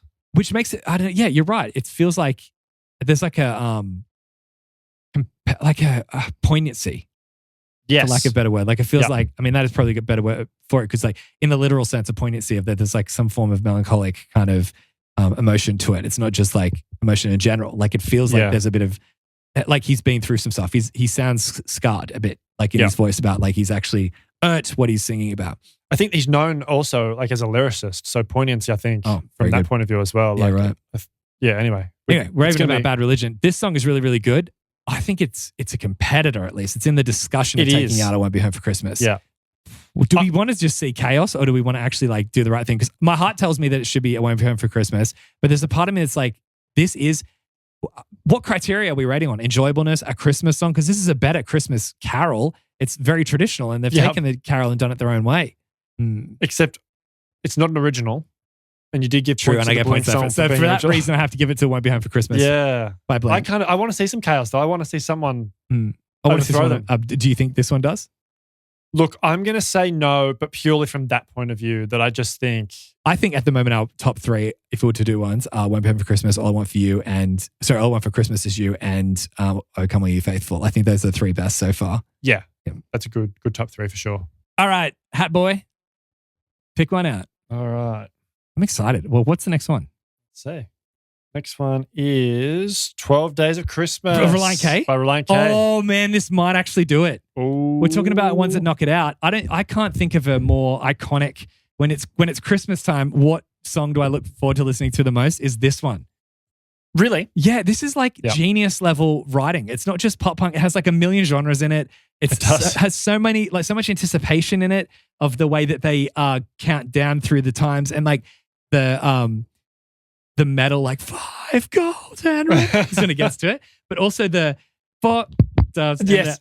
There's so much going on, but all the time signatures, and then the chorus with the what's a partridge, what's That's a petrol. cool. It has everything. It does the original. It's got musical ingenuity, which we haven't even talked about, but then it has the traditional Christmas vibe as well. That's true. It wraps both of them up. Yeah. Yeah. It's got the traditional... And an amazing mix, super catchy, super upbeat, but in a way that when I remember people, like when this kind of came out, everyone was obsessed with it because they're like counting all the time signatures of the counting down because it's not straight 4/4, the whole song. Sure. And there's just so much musicality in this that it impressed all the musicians. They were like, that's really well done. And then where they have the like soft acoustic bits and then the loud punk bits and then the D-beat parts, it's got everything. My vote, without even moving forward, this beats I Won't Be Home for Christmas. Oh, that's tough. Okay. Yeah. You know what I do think about this song? If you wanted to talk about like how it could be improved. Yeah. Not enough D beats for a punk cover of a song, particularly considering they've done pretty much every other beat known to band. But they did known to man. No demand. But they did. There is a D-beat section, but it's like towards the end of the song, and it's only like a fairly brief section. Yeah, but it's because they had to fit so much in the song. At least they did an homage to it. I think they also did the so there's a bit of a pop punk beat there. Yeah. So it's just different versions of the pop punk beat. Yeah. Won't Be Home for Christmas is really good, but I think as far as like iconic Christmas songs go, okay. This has everything. Yeah. Ticks all the boxes. All Have right. we got an upset? I think you've convinced me. I think really. We've got a new. We've got a new winner. Yeah. 12 Days of Christmas where I like, hey, that I was a bit not concerned because if I Won't Be Home for Christmas is the best one, it should be the one that makes it through the gauntlet and gets to the end. Yeah. But 12 Days of Christmas, I don't know who's going to beat that. We're talking about like the 1 and 2 seed. Like, you know what I mean? Like, I don't know. Roger's been knocked out. Now we don't know who's going to win. Roger? Federer. Oh, well, how was I meant to know you're talking about tennis? Well. All right, where's the hat at? Let's keep moving through. Jinga, jinga, jinga. What? You picked last time. Oh, fuck off. Jinga, jinga, jinga, jinga, jinga, jinga, jinga, jinga, jinga. Jinga, jinga, jinga. They get stuck in the tip. That's what she said. We've got Silent Night by the Dickies. Nice. I'd never heard this one until this week. Neither did I. I'd never listened to the Dickies before. That's what I'm saying. Yeah, I meant that. Yeah, I haven't heard them at all. Yep. But they sound a lot like a lot of other bands of that era. They sound very Ramonesy, don't they? Yeah. Yeah. I mean, they've been around since the 70s. So much energy when it comes in. Oh, for sure. It's just that rockin'. Yeah. Do you know what I realized is that I was like, what makes it sound like this era? I was like, the drums are holding a beat, but a lot of other songs hold that kind of beat too. I think it's the bass line there. It's like, it's an odd bass line. You don't typically hear that in. It's a combination of like the straight rhythm. Yeah. Fast. I don't know. It's a combination of things. But that rocky riff sounds like a rock kind of riff. Sure. It makes it just sound so rocky and like Ramones-esque, but it's got that drivey vibe to it. And I think it might honestly be the bass that's doing it. Anyway, so Silent Night. Look, I would give it a good. Would you? Yeah. I think it's super enjoyable. So I thought your ear was folded over then, but it's your one that you've got on the way it looks. I was like, oh dear, we've had ear structural collapse. I'm surprised they've lasted as long as they have. I think it's a good one. I agree. I think it's good. I might even rate it great because I'm a sucker for that vibe of that old school punk rock kind of vibe. Yeah. But yeah, it's good. It's a good cover. I think it's really cool that. When was this recorded? Do you know? 1979. Oh, so it is old. Right. Like I said, they've been around since the 70s. How cool that they're still going. They might have been one of the original OGs of the Christmas cover. It'd be like they might be. Because why would a band like now? It's just kind of you do Christmas covers, but why? Why think punk bands and Christmas? I think there is a Ramones Christmas song, so I'm not sure they are the OGs. Of course. They've been, one of the OGs. Yeah. But like, why? What was the first thought of when we're going to do a Christmas carol as like a pop punk song? We can probably work that out. All right, so I think it's a short discussion for me. I love the sound of it, love the vibe. Don't think it beats 12 Days of Christmas. No, that's right. But interestingly about this band, apparently they're like one of the they are one of the OGs of like pop punk in the sense of like that Ramones style of adding pop elements to punk music. I don't think I've ever heard of them before. And it's rare. Not saying I've heard every band in the world, but I can't believe I haven't stumbled across them in some way. But also adding humor to things was like, they were kind of like a groundbreaking, that was like one of their things. Oh. And so that they're still going, and they've got a song that came out a couple of years ago now called Blink 183. Oh, really? So like, yeah, which I listened to and I think they're kind of mocking Tom's voice. Oh, okay. Yeah.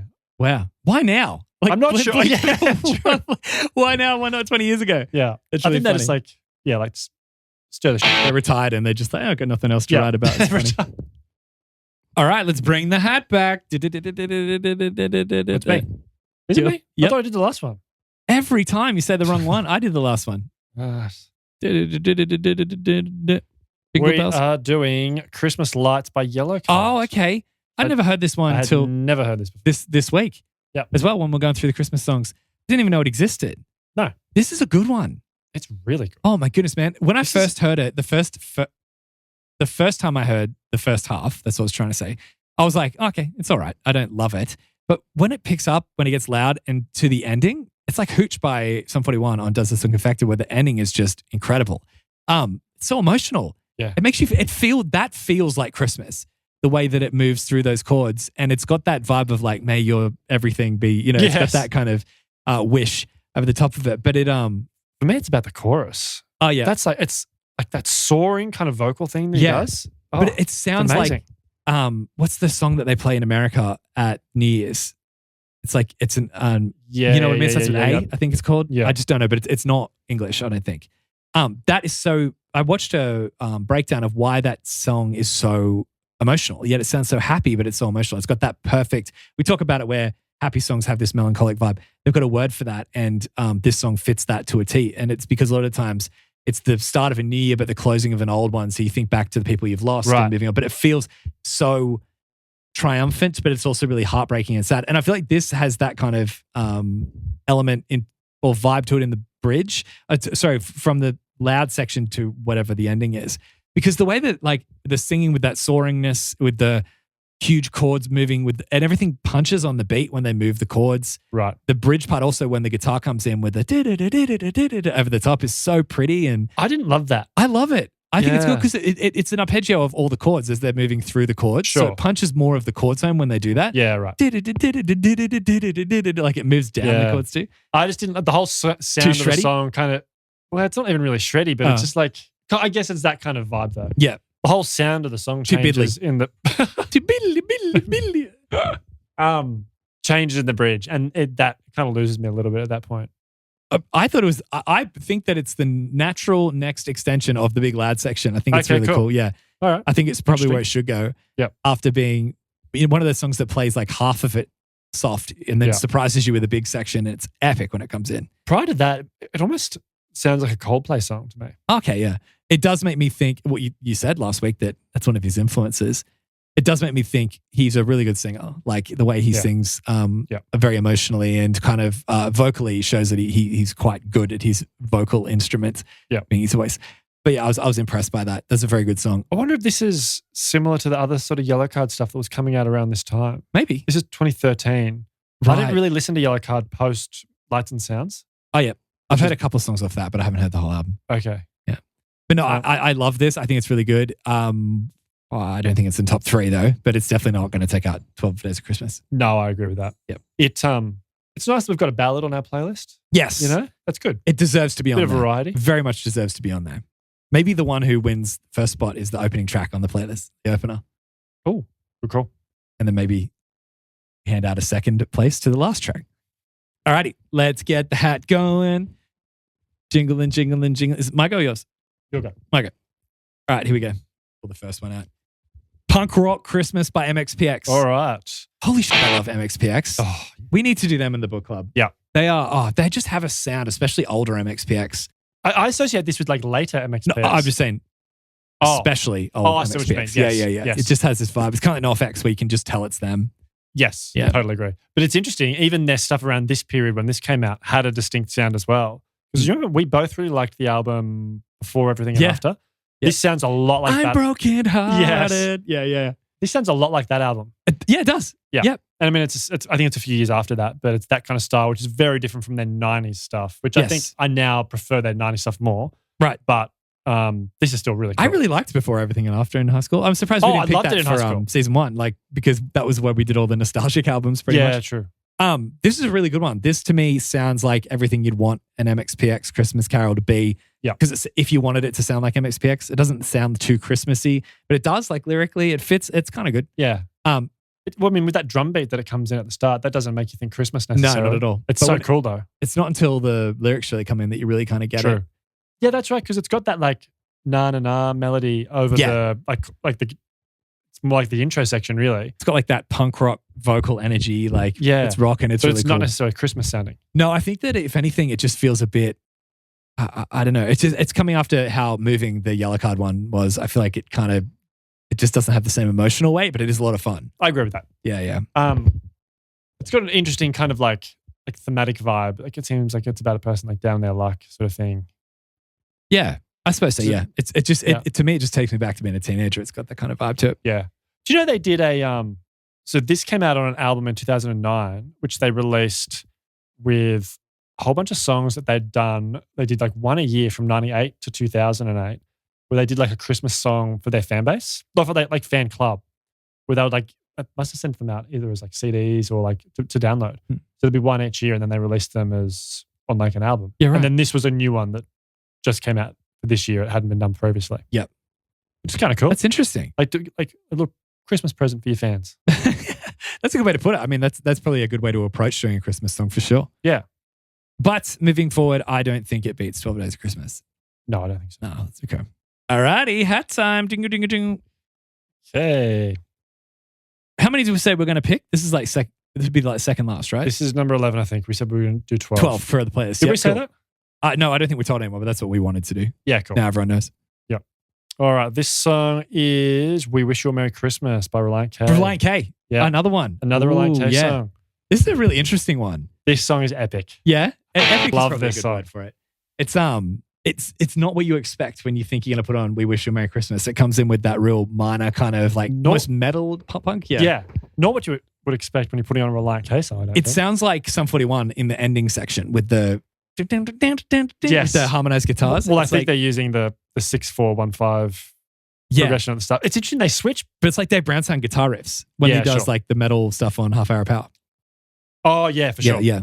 It's cool how they switch back and forth between the major and minor versions of that progression. And when the chorus comes in, it really makes it feel like it's found home. Like it comes back to what you're familiar with and know. And in the next verse, it's rocking again. Yeah. I love it. So good. I don't love the minor sound though. I think it's good and I think it's fine. I don't be like, that's sick. That's what the song needed. Oh, okay. I get what they're doing because they're putting a twist on, like they did with the 12 Days of Christmas. But I think they really hit it out of the park there. But for this one, it's like, I don't love it. Why? Because it's just not. If it was just a song, I'd take it and like assess it at face value as being the song. But because it's We Wish You a Merry Christmas, it's not what I'd want out of a We Wish You a Merry Christmas. You know what I mean? Right. The chorus is sick and I love that. And the way they move around the chorus is good. I just think that maybe being they didn't need to change it. They could just be more punk rock and pop punk standard and keeping it in a major key and it would just be in a banging cover. Yeah. Okay. But I don't know if it needed it. That's a good point. But I do like what they did. If it was its own song, I'd be like, that's a cool idea, I guess. Yeah, right. It's got a bit of a weird breakdown, I think, in the bridge. Yeah. We just don't expect it and We Wish You a Merry Christmas. No. It's also doing, I'm pretty sure it's an Angels and Airwaves song that basically does the same. Oh, yeah. I don't know what you're talking about, but that's I don't know what you're talking about. I don't know the song, but I know the sound. Yeah. I can't remember the song name. So does it unseat 12 Days of Christmas for you? No. I really like it, but I probably don't think it's as good as that song.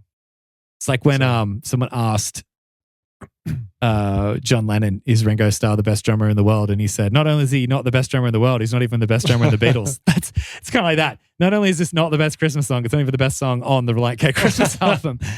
So no, my question is no. But that means we only have, so my answer is no. We're both getting very tired. This is such a long episode and it's late. So got one song left. Yeah. Let's see what comes out. Okay. My turn? Jingle, jingle, jingle, jingle, jingle, jingle, jingle. Here we go. Last one, which it could put. Dude, Happy Holidays, You Bastard by Blink-182. Oh. That's such a curveball. One of the greatest, that's one of my favorite songs, let alone favorite Christmas songs. Wow, I did not think anything could even be in the conversation to potentially unseat 12 Days of Christmas. I think this is low-key my favorite Blink joke song. Yes, I would agree. I think so. Yeah. I was very surprised when I thought it was easily going to be it, but then when I heard Build This Pool, I was like, that's hilarious. That's one of my favorite songs as well. Okay. I don't like Build This Pool as much as this. For me, no. This is my favorite. Oh, okay. But Build This Pool is definitely up there as well. Yeah. I'm still not sure if this beats Family Reunion, but I think it does. It's very close. I love this song. Because it's straight into surprise D beats. You don't expect it. Yeah. The opening line, it's Christmas Eve and I've only got 2 presents. It's everyone understands that. It's relatable. But then it's like, and I hate your guts. It's ridiculous like that. I have to be real though. As much as I love this song, if we're voting the best Christmas song, he goes into talking about Labor Day, the next thing. It's just holidays. It's not actually actual Christmas. So it's not Merry Christmas, you bastards. It's Happy Holidays, which I understand can mean the same thing. But he also goes through several holidays in it. 2 holidays. Yeah, 2, which is, it's not really several. But still, there's multiple holidays discussed. This isn't the best Labor Day song. But the idea these Grandpa ate 7 hot dogs is hilarious. I have to say, this is one of my favorite songs, but I have to be not let my emotions get the better of me, even though this whole show is about emotions getting the better of you. I have to say, I think that 12 Days of Christmas still wins, but that needs to have a UN meeting. You know, everyone needs to sit down and raise their points before we decide what's going on there. We'll get the general council in. Yeah. Well, you know what? I am gonna let my emotions get the better of me. Yeah. I'm gonna say this one does win out for me. Really? Yeah. Wow. It's a combination of the D beats, that chord progression. I'm not denying the song is better. insane. The song is better than 12 Days of Christmas. In saying that, 12 Days of Christmas has so much more ingenuity to it. So there's more musicianship in 12 Days of Christmas. This is just a better song. You don't have to be technical to be good, and this is definitely not as technical, but it is way better. But I'm just saying, as a Christmas song. Why is I'll Be Home for Christmas more technically Won't Be Home for Christmas? That went out ages ago, Sam. Hello? Oh, 12 Days of Christmas. I was like, looking at your eyes being like, I thought that's why I was like, oh, this is not, why is this not as 12 Days of Christmas by Reliant K. Yeah, that's the kind. Remember it won out? Yeah. No, I'm gonna throw the cat amongst. It's very late. I'm gonna throw the cat amongst whatever cat means. I'm gonna throw some pigeon amongst them cats and just. I think you have lost the ability to vote. You're drunk, man. Like you're drunk on Christmas spirit. I am drunk on eggnog. So how do we settle it? Because I think, I mean, as far as a Christmas song, this is like a short song already, and the Christmas part's about 15 seconds. So how's that better than a full Christmas carol done in a pop punk version? Well, how should we? Rock, paper, scissors. You want to put it down to that? You think it's that deserving? I like it. There's a chance. I know you like it. I love that song. You think if we're going to put it as opener, should we put it as the closer on the Christmas album? Because then it transitions everyone to Labor Day. All right. So you want to agree on that? All right. So that's the ending is 12 Days of Christmas. You feel very strongly about 12 Days of Christmas. It's the perfect Christmas carol opener for a pop punk playlist. And then finishing with Happy Holidays, You Bastard, I think is like banging closer. Okay. All right. It's a deal. That's it. Right. There we go. We got 12 Days of Christmas sorted. So that's it. Thank you so much for listening. This has been such a long episode. We've gotten through so much stuff. But then again, we've given everyone 2 months to listen, to work their way through this episode because we will be back. Yeah. Thank you so much for listening to this podcast across the entire season that we've got. I mean, if you haven't listened to any of the other, we're both so tired. If you haven't listened to any of the other episodes, please go back and have a listen. We're going to take 2 months off. We'll be back in mid-February. And we hope you guys have a fantastic Christmas and a fantastic New Year. Hopefully, for everyone out there, you stay safe, stays enjoyable. Let us know what you want to do for season 2, because we can't wait to see you when we get back. You got anything you want to say? Merry Christmas. Merry Christmas, everybody. And Merry Christmas to Greg. That's true. Well. Merry Christmas to Greg. Let's leave him a little round of applause. He gets one clap. I was going to do that, and then I was like, no. We did say we were going to be nice to him until the end. True. Oh, yeah, true. So we gave him a couple claps. Greg, we do appreciate everything you do. Thank you. Was that hard to say? It was. But no, thank you guys so much. We love you all so much. And honestly, if it wasn't for you listening now and watching now, we wouldn't be here. So thank you so much for supporting this. We want your suggestions of how to make the show the better. So please reach out to us. Let us know how your break was. Maybe that people can send in, how was your Christmas? And then we'll talk about it next year. But we can't thank you enough. Honestly, in February. When we first started talking about doing this show, we had no idea where it would end up. And it's only because of you guys that we're here. So we are beyond grateful to be able to do this for you and chat every week, and you guys still be here and want to listen to it. Somehow our listeners have not gone down. So I don't know. We must be Is that right? Yeah. So we've maintained 3 listeners the whole That's true. That's good. Yeah, you, me, and 4, because your mum's listening to it and my mother-in-law. So that's true. But no, we appreciate it more than you all know. But as I said, we'll be back in February. Here's to season 2. But before we go, there's something we always like to do. And as a little Christmas present, we're going to do 2 of them for you, little mother fluffers. So I think it's time for... It's time for Bubba's Bug. Are you that tired? It didn't work. Your magical powers didn't work. What the fuck? What happened? I'm used to being changed. No, hang on. Yeah. Dude, stop trying. It's embarrassing. We just can't be bothered getting changed, and we're going to run out of tape soon. So let's get straight to it. All right. We're going to do 2. Okay. So, my lad, I'm going to do a Poppeth Punk for you first. All as my Christmas present to everybody. Scully involved. Get Scully involved. Get in on the Christmas action. Keep the wig on him. Oh, okay. For the finale. Yep. All right. All right. My lads and my lasses and my everyone's in betweens. Here we go. Fairness. Oh, sorry. Firstly. Yeah. Is this going to be Christmas themed in any way? No, not at all. Okay, cool. But I'm going to say it is slightly adjacent. Okay? Is it Easter themed? Not holiday adjacent. Genre-ly adjacent. Remember I said I'd give the warning if there is a slight adjacent, so you don't... Because you've been coming out of multiple episodes. I finished doing it with the most pop-punkest songs, and you go, I think consensus fail. You said that on 2 episodes. two episodes you said that. One day it'll be a census fail. Just default to. I'll just guess it every time. And one day you'll get it. All right, here we go. Fair mistress, thy words still echo in mine ears, though I would fain forget them. Let it not ascend thy head, thou didst say, as if though my heart were some kind of proud fool drunk on its own reflection. Thy kind are as common as coppers, quoth thee, aye, a dozen for every glance. Thou didst name me overpraised, a reveller given too oft to wine, and in this thou wast not wholly false. Yet know this, these marks upon my garb, these very stains of our folly, shall bear no meaning in thy absence. Still, one truth I crave, though pride forbids me speak it plain, that when silence comes, I shall be the emptiness thou feelest most keenly, that somewhere within thy scorn thou wilt remember what was lost. Have you got it? Not immediately, no. Oh, I thought that was you being like, I've got it. I'm just No, I don't. There was a few things that jump out to me. Yes. Reference to dozen. Yes. Stains. Yes. You've got it. That's 100%. A dozen stains by... It doesn't...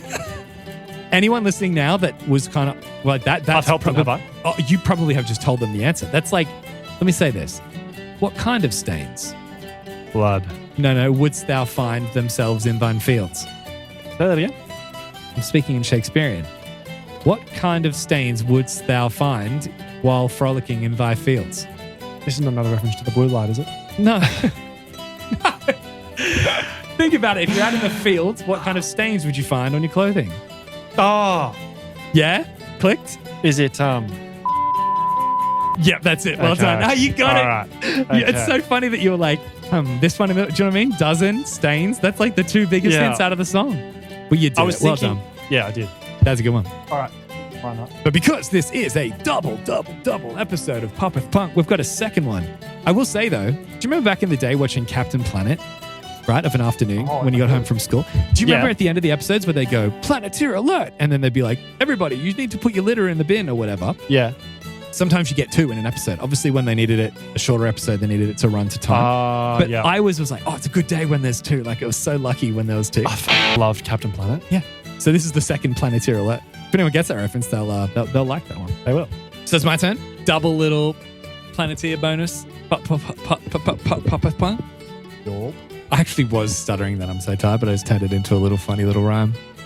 Reckon anyone noticed? This is the last Pop with Punk of the season. That's a good one. Well, that's purely in your hands, by the way.